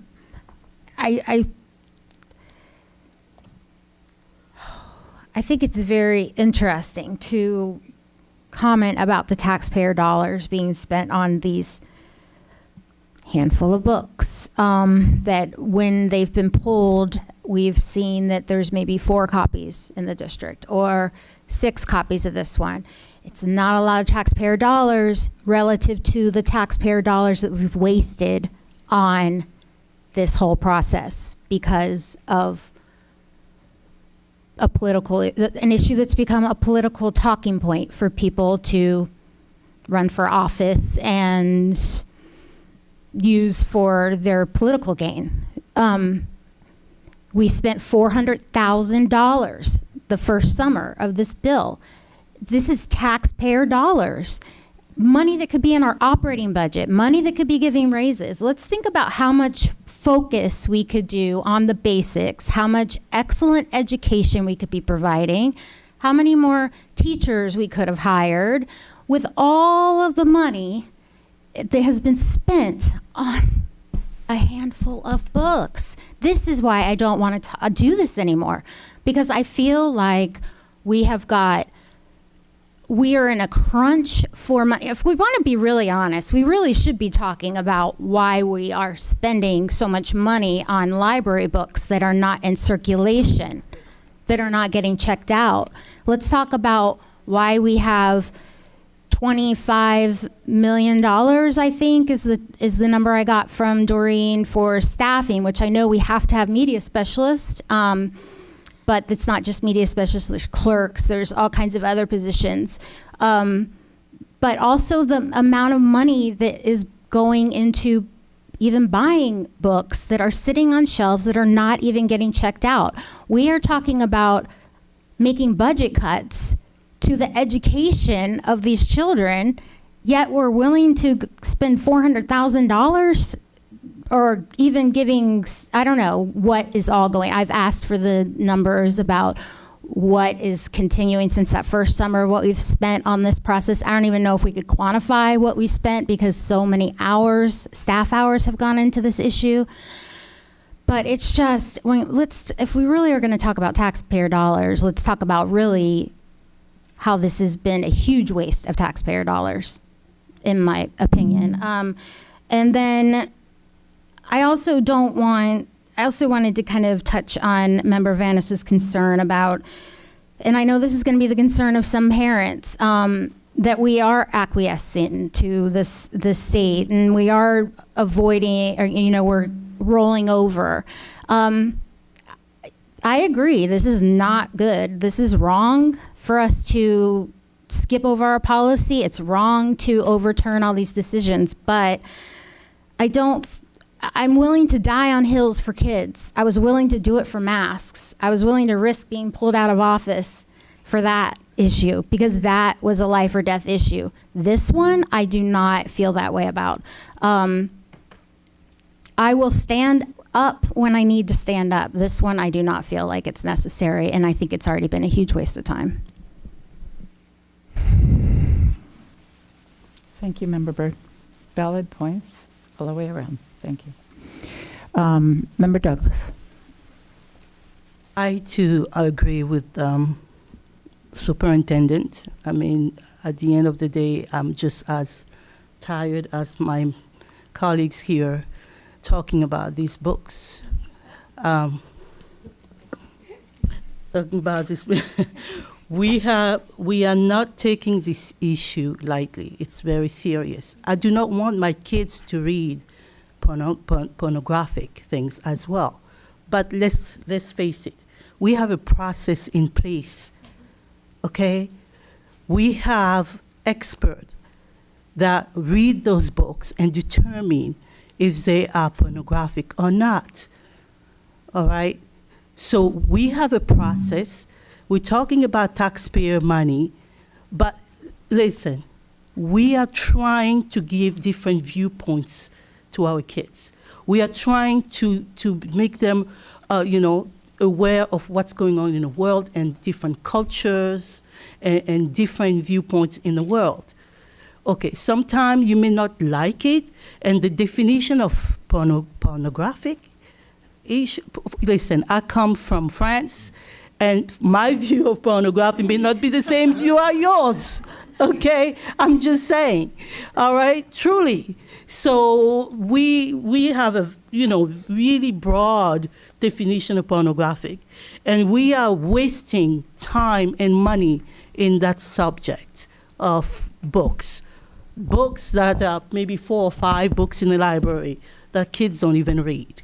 Okay, at the end of the day, let's face it. Okay, we have better issues to deal with than those books that keeps coming over and over again. And let's say the parents have the choice to decide what the kids should be reading at the end of the day. Okay, it's our right as parents to decide what our kids, not the government, not the DOE, but it's us. Okay, so it's us. So if I see a book that I feel like it's not pornographic, my child can read it. You should not decide what my child should be reading. All right, so we agree with that. All right, thank you. Thank you, Member Douglas. Member Vanos, and I just remembered we do have, do we need to make the appointments for, okay, I was thinking we were done after that. We have to make the appointments for FSBA. Member Vanos, you're recognized. Thank you, Chair. I hear people say that we have a process and we support our process and we believe in our process and we've followed the law to make this process happen, and I agree. We have a process, and if there's books on this list that people want to object to, then they can object to them and we will follow our process. I'm not taking away the right of anyone to do that. I was also asked how the State Board of Education is not following the law, so I just wanted to answer that. The first is statute 1006.28, and it talks about instructional materials and materials used in classroom made available in a school library or included on a reading list. And it then says, if the district school board finds that the instructional material does not meet the criteria under subparagraph A, or that any other material contains prohibited content under subparagraph B, the school district shall discontinue use of the material for any grade level or age group for which such use is inappropriate or unsuitable. And this, to me, this says that it is the district school board who makes that determination. Now, some people, I understand that there is an argument that the State Board of Education has supervisory power.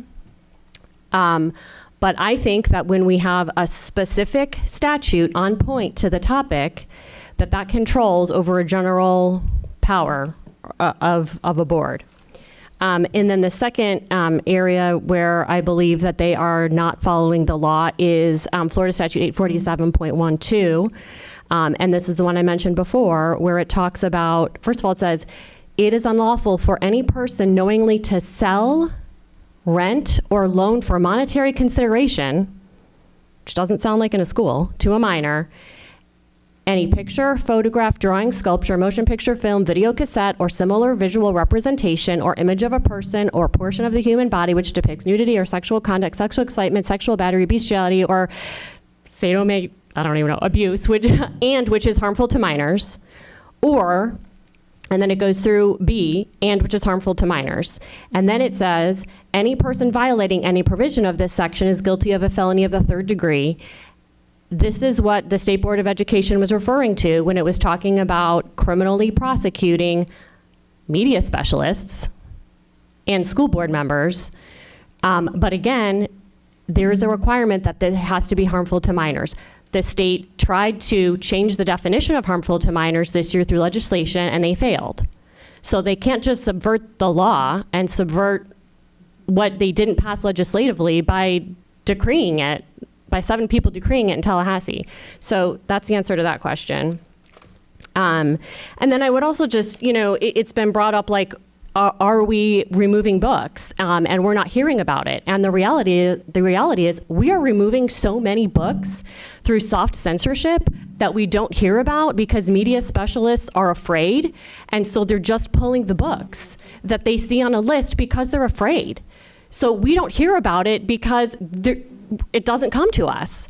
It is happening. There are books being removed. And when our district literary councils decide to pull a book, it can never be appealed to us because the appeals process is asymmetrical, right? The objector can appeal the retention of a book, but someone can't appeal when it has been pulled. So that's why we don't hear about it. And then, I do worry about I know many of my constituents, because I knocked doors for 13 months, when I campaigned for this position, care deeply about books, and they care deeply about access to books, and they care deeply about censorship, and they care deeply about local control. And then, the last point that I'd like to make, we're talking about cases. There was actually a case that was just decided a couple days ago in the 11th Circuit. And this was Judge Walker in Tallahassee. And it was talking about the social media ban for minors. And he said in his opinion on page 48 that an established principle in the First Amendment context is that enabling individuals to voluntarily restrict problematic content at the receiving end is preferred over restricting speech at the source, and that it should be about an individualized determination. It says that when children are using social media, it should really be the parents who are restricting their access, not restricting it at the top end. And I feel that this is directly applicable to books. Books for children can be restricted by any parent that wants to, but we shouldn't be restricting books for everybody. Thank you. Thank you, Member Vanos. Member Byrd. I was just going to request that moving forward, when we have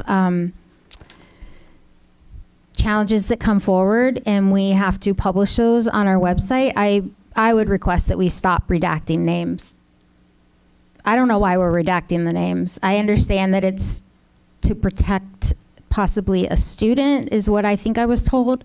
That's a child of a parent that objects to a book, but I don't think that that's necessary. So that was going to be my request. If they're willing to go through the trouble of making us go through the trouble of this, then they should be willing to put their name on it, or to have their name out there for the public to see.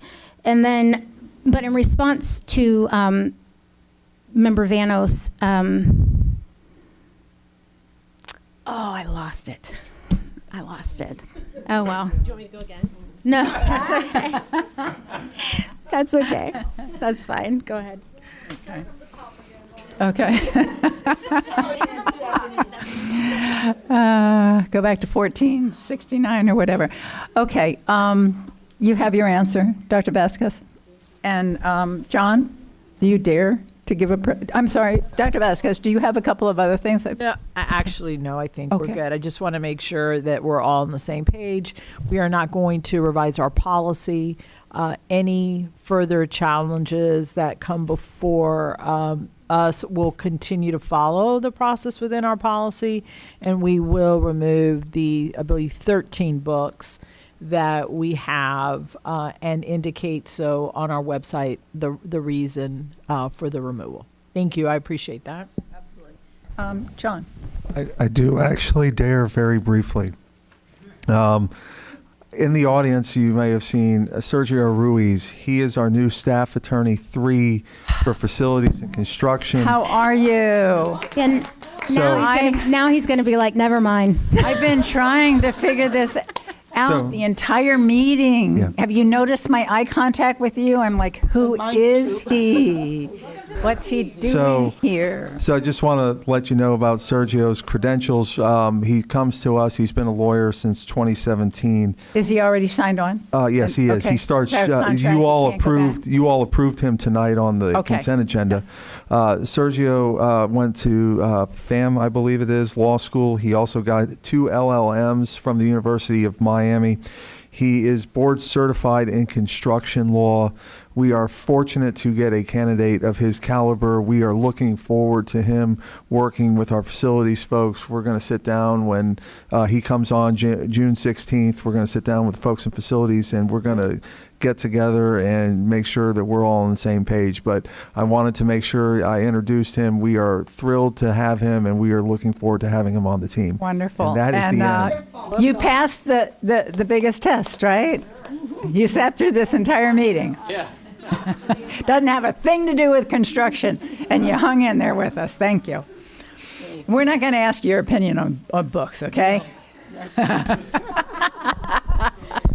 We're not going to ask anybody their opinion on books. We're done with books. Anything else, John? That is it. Thank you. All right, so what are we going to do with the Advocacy Committee terms that run from July 1st through, you guys with me?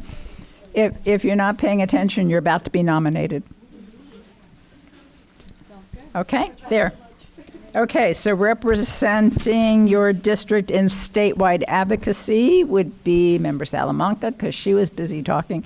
No, seriously, we need to make a decision. Member Byrd, you got an answer? I've got a nomination. I nominate Member Vanos to serve as our advocacy. Yes. Yes. You accept the nomination? I accept. Thank you. Okay. Is there any other nominations? Nominations are closed. Who agrees with this recommendation? Nomination? Ah, geez. An alternate. We need an alternate.